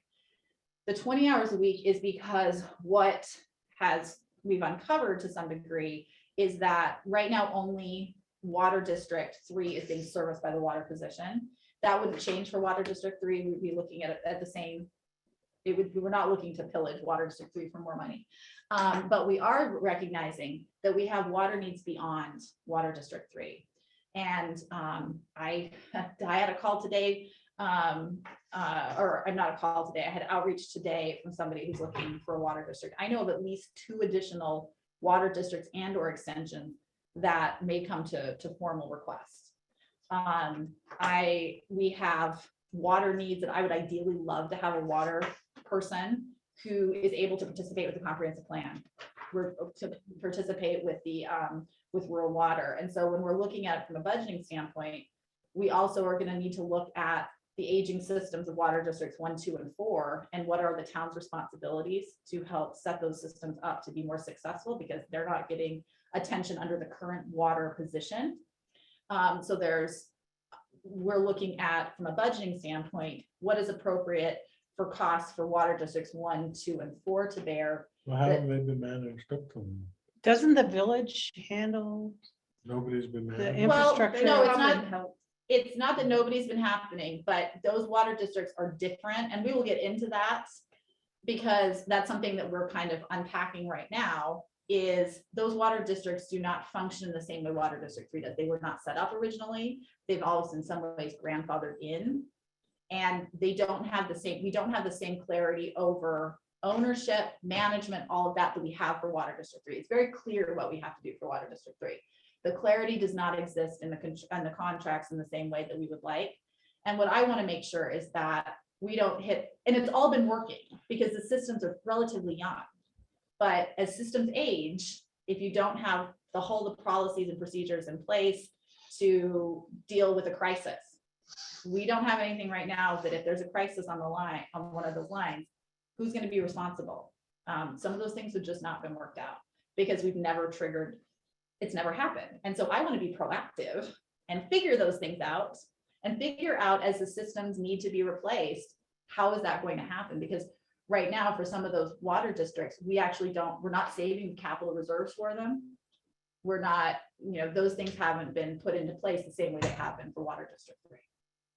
So I want to get on the front end of that, and I would really love a few hours a week with somebody who can actually help work on that, because we're not going to get fewer requests. We're going to get more requests for public water, and helping manage those processes without putting the burden on Water District 3. The idea is effectively to keep it flat for Water District 3, and these other hours are going to come from share 1, 2, and 4, and a little bit from the B fund as well. So Yeah. that's kind of the general plan we're wanted to bring to you, but I wanted to bring you into the loop on that, because we've been busy for the last couple of weeks. Can you use the B fund for special districts? Not for special districts, but what I want this individual to do ideally would be to serve on the Rural Water Committee, or to participate as a liaison to the Water Committee, to be able to participate in comprehensive planning. And those are very much B fund activities. So that would be the idea, not for the B fund to pay for service to the other water districts, but to pay for service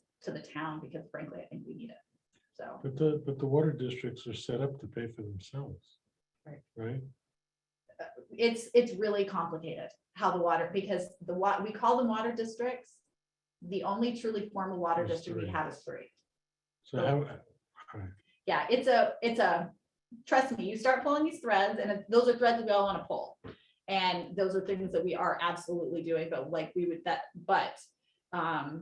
we have to, it's not just us. We're going to have to, and I've had some initial conversations over the last, year with the mayor, we all want to get our water situations straightened out, because there's lack of clarity. The village, I know, has been unhappy with the fact that they have users that they don't have the ability to levy unpaid bills to.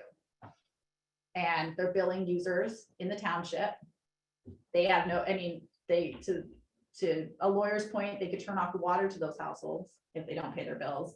But short of that, they don't have the ability to turn around and levy unpaid bills on the taxes, and we don't have an agreement with us to help do that. So it's in the village's interest as well for us to all just finally get around the same table and say, okay, who's doing what, where, what work needs to be done. So, because I think there might be some assumptions on either side of work that's being done that might not actually be happening. Scott, am I being clear on that? Yeah, I think you did very well. I think I want to go back just a little bit and just reassure everyone that moving forward, I will be able to take care of all the water duties until we figure out what we're doing here. I do want to let you guys know that Chris is more than willing to help get this transition moving forward, very easily, which is great of him. And I do think that there's definitely more capacity for the water operator to do what Caitlin was talking about. So that's pretty much it. And some of the administrative stuff under the 2011 job description is filing health department reports, which is something that's lived in the supervisor's office, and it would just be nice to consolidate. Chris, what else have I missed? Is there other stuff that I failed to include? And Scott, so you're gonna fill the other half of Chris's position or not? In the highway part? Yes, that's another thing that we'll be talking about, hopefully at the next meeting. I still got to talk more about that with Caitlin and stuff, but yeah, we definitely need to fill that position. Yes. So yeah, we'll bring that to the board next meeting also. I can tell you initially what I'm thinking is it's based on the hiring market, I would be surprised if 27 hours a week is going, because that's what it currently is. So the way the current water position is, it's 27 hours in highway and 13 hours in water. So I'm actually going to when we finalize the numbers, the way I'm currently leaning is that I would be supportive of highway actually getting a full-time person and filling up to 40 hours. Because when you start looking at differentiation in pay, it's actually not, you're not making an additional 13 hours. It's gonna actually be reduced maybe to 11 hours, just because of hiring, right? And I think that I would like, frankly, Scott, we are very fortunate in Scott to have somebody who's doing a lot of active work, and I would actually, I perceive, and Scott and I've had this conversation, I'd like to create more space in his day to have more administrative time, because we have administrative needs that, only Scott can do, nobody else in the highway can do. And so if it means that he's not doing quite as many routes, snow plowing, so he has more time to do more of the administrative side, I think it would be to the benefit of the town, but we'll bring you the numbers and go from there and see what we can afford. So. Does that make sense? You look To a confused. degree, I didn't understand the 13 to 11 because you have a high more hours. I didn't get the. math So, on that. so right now, Scott has a highway employee for 27 hours. I'm Right. suggesting Yeah, you go to 40. that we go to 40, That's and the 13. differentiation is 13. Right. But there's the salary of the current employee versus the salary of a new Oh, a new employee employee, I see what you is mean. different. So it's not an apples to apples comparison. Right, so you want to expand the water to 20, which is now 13, Yes, but effectively 11. sure. because Well, you- no, because in a competitive position, it's It's gonna probably, be, it's gonna be about the same. right, so that it you want to currently is. increase the water by 7 hours. Yeah. And you want to increase the highway by 13 hours. Essentially, yeah. And we'll bring you the numbers, and if it's doable, it's But doable. off If- the top, we haven't budgeted, we didn't budget for that. No, but we also, it doesn't, I can promise you, we're not gonna hire somebody tomorrow. Right. So we are gonna have to get through the year. Fortunately, we Right. have Scott to help do the interim. And then we're gonna have to look to see if the town can afford to do it. I think the way we haven't been billing water districts 1, Oh. 2, and 4 at all.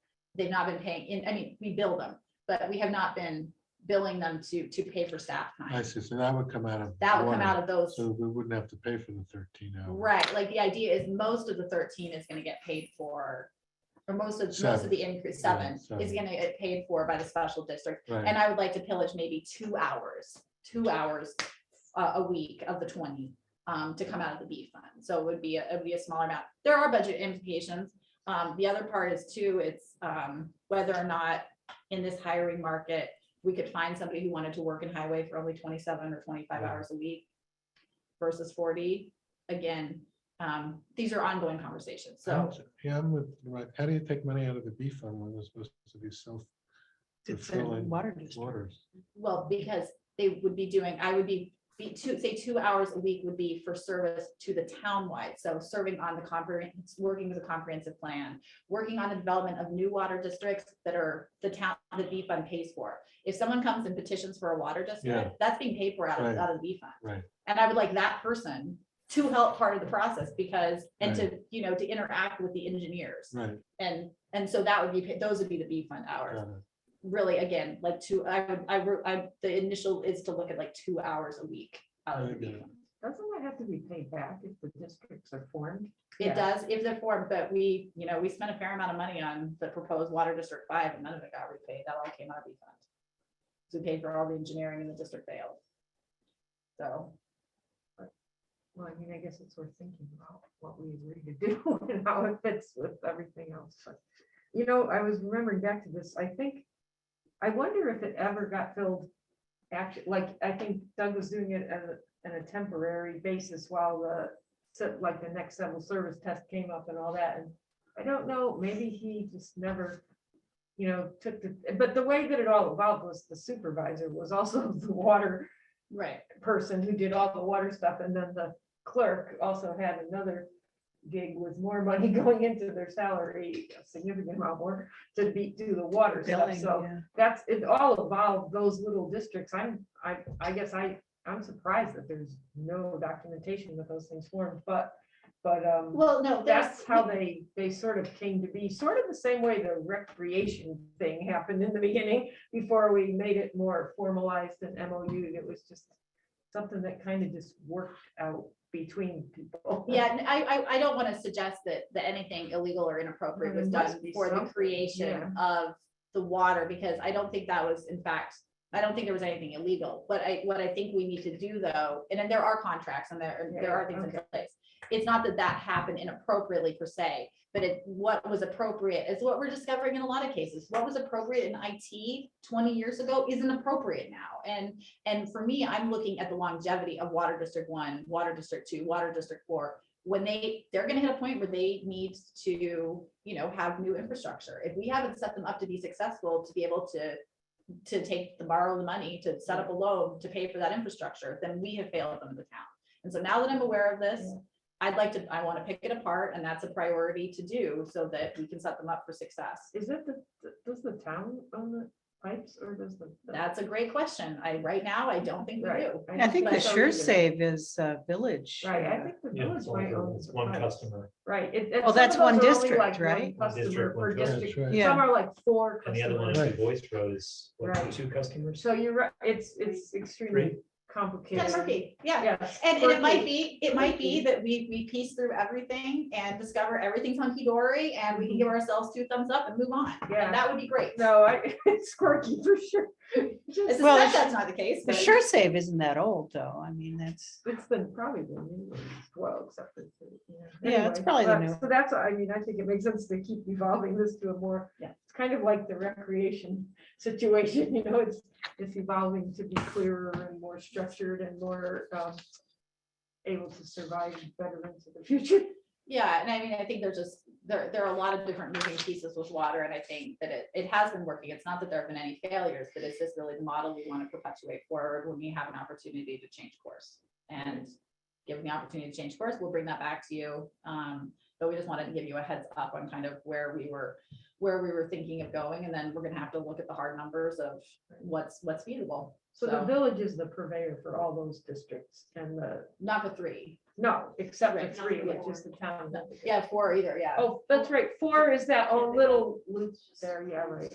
Yeah. Right, exactly.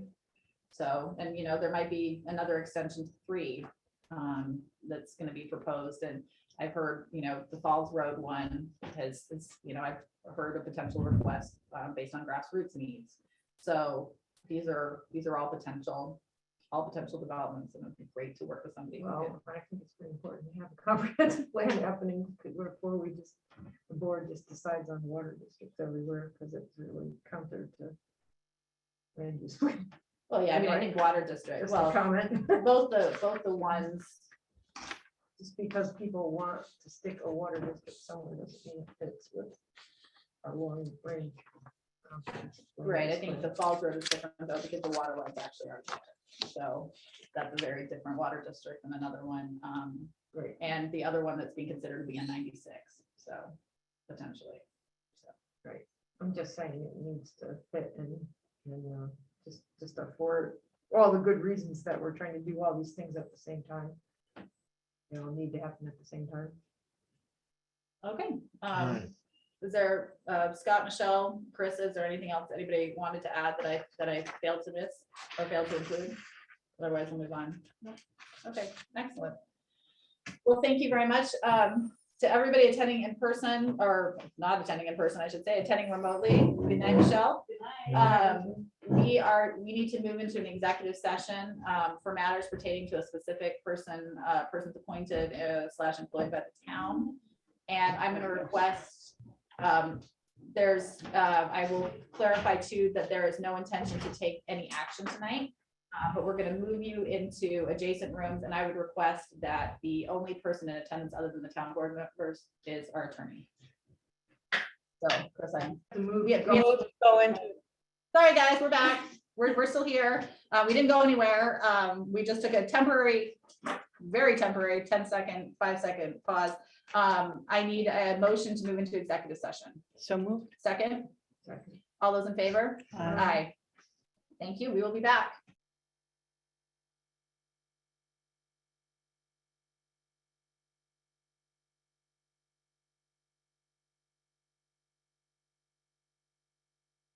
or watching the recording or listening after the fact. We just came out of executive session. We took no action and are resuming our regular meeting. We are at number 9 on our agenda, reports. The staff, highway superintendent clerk, my report, were all provided to the public on Friday in written form, but I wanted to open it up to the town board members if there were any additional reporting that they wanted to do. I'm having a call with our potential planner tomorrow afternoon Great. to answer some of his questions. So he's not on the hook yet? No, you want to go get a lasso and fly out to Everett, No, Washington? I felt like he was on the hook already. He's I in, was reading no, some of this. you know, No, so he's been doing, I think he's been doing a very thorough, yeah, I think it's a big, it's a big change for somebody. And I actually very much respect somebody who's thoroughly investigating us. Come from the West Coast. yeah. So hopefully we'll have a nice chat. Awesome, great, thank you for doing that. I'm appreciative to, he's spoken, the candidate has spoken to a number of staff members. We had opportunities for planning, BZA, and other town board members to participate as well. So I think we're doing everything we can. But thanks, Rich. Does anybody else have anything to report? I did read. I just had a few questions. Actually. So on the March report, he said an ERP, they think he uses an acronym. We can ask him what it is. He's on vacation this week, so I can get you that answer. And then is that campground in the town? Yep, Shady Grove. So it's right at the edge of the. Yeah. Okay. Yeah, I was it's curious about that before. Yeah, I was like, Associated with, it's like they start, it's a special permit. Yeah. So Well, it's not. well, they've been advertising for a long time over here. Oh, this one, Shady Grove, the one that he's talking about is at the Behind Falls restaurant, but they Yeah. only pop up for, Oh. they only pop up for it's a grassroots. special permit. Okay. Yeah, so the That's property really a owner vet Falls, permit. yeah, Falls Tavern gets it, and so they go through the health department and all that good stuff. Okay. That one that you're referring to is not in the town, Okay, yeah, just over the. just over the town. line. Right, yeah, okay. And then the question about the planning board of BZA training. For those, I don't monitor that myself, Krista. That's probably, I've been collecting, people send me their information, but I do not control it. okay.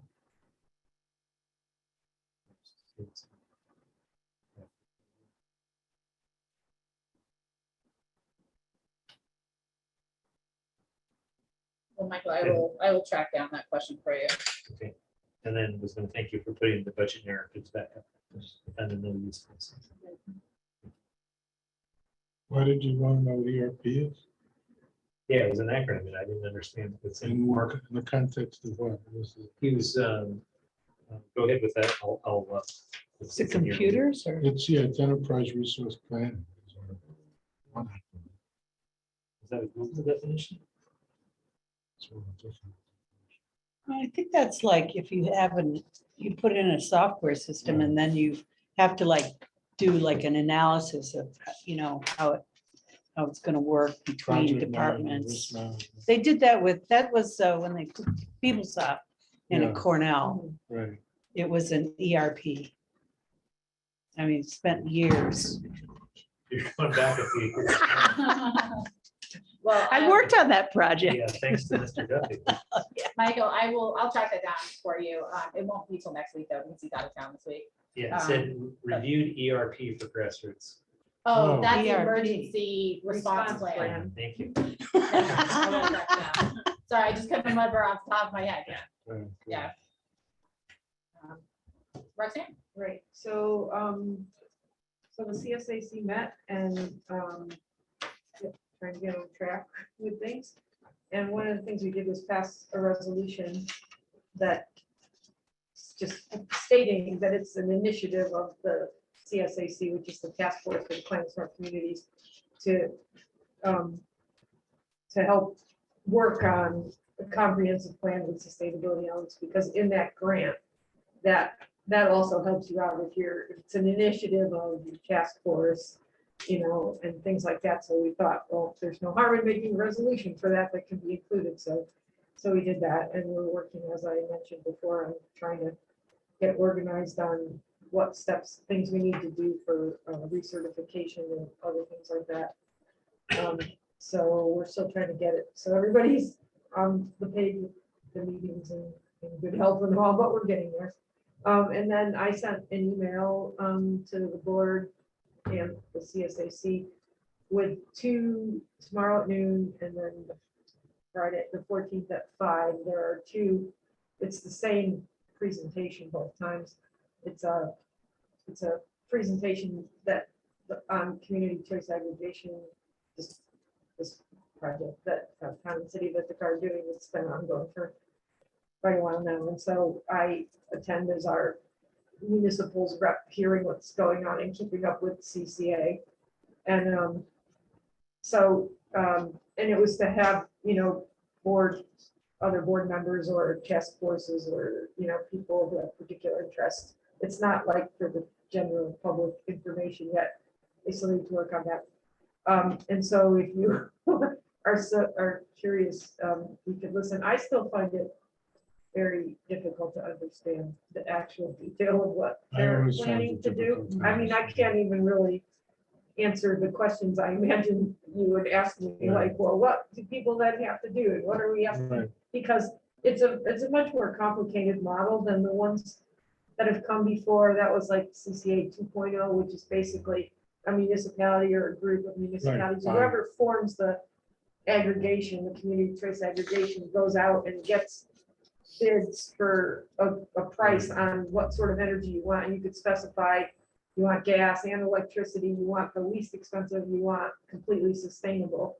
But now there's this community choice aggregation 3.0, which is a more sort of comprehensive type of model where there's more sort of investment and buy-in, and the power supply is only one part of it, and there's like 4 parts of it, and then they're going to have a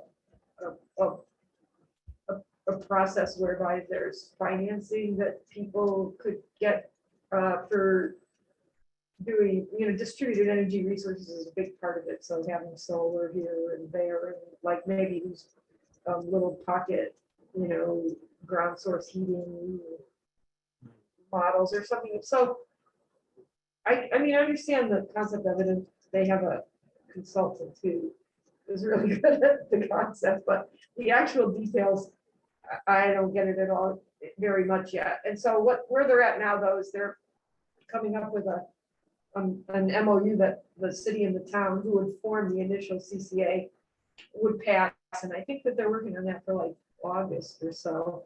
And then once they have that, then they can give it out to municipalities and do more outreach, and they recognize that, they need some asked questions and clarification. And But they is this welcome something that people. the municipality agrees to, and then everyone has to, do you buy, the individuals buy in or buy out? They opt Opt-in? out. If the municipality decided to do it, to join on to the CCA, it's opt out. So anybody can opt out at any time. But you're opted in unless You're you opt in. out. That's the way it's not the way they're designing it. It's just the way that it is. By whatever regulation, I don't know if it's state or what, I don't know what governs the CCA stuff, the PSC, I don't know. Anyway, but they welcomed people to come and ask specific questions of either Nick Goldsmith, the town of Ithaca, or Luis, the city of Ithaca's sustainability person, or maybe Rod Powell, the supervisor of the town of Ithaca. Did you He's ever very get a engaged. sense of how much money you save by opting Well, in? you don't know, know until it goes Why? out to bid and to what they choose to do. Yeah, but here it So- says it's more. It's more.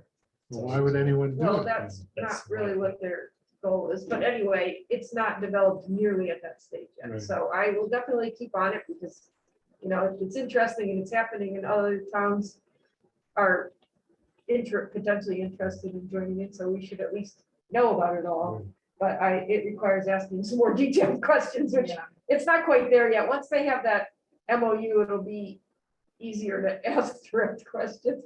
But I've listened to them all and I, I've heard it multiple times and I'm sort of getting it, but it's complicated. Anyway, so that's that. And then the other thing that I did was Michael and I had a meeting with, set up with Mark Washburn to talk about the special permit or the subcommittee on the special permit, remember?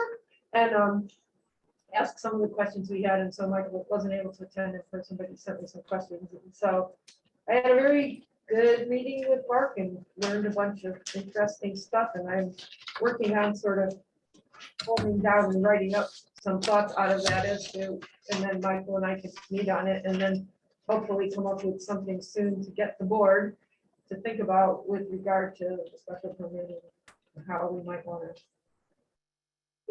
tweak what we have or what we want to do with it going forward.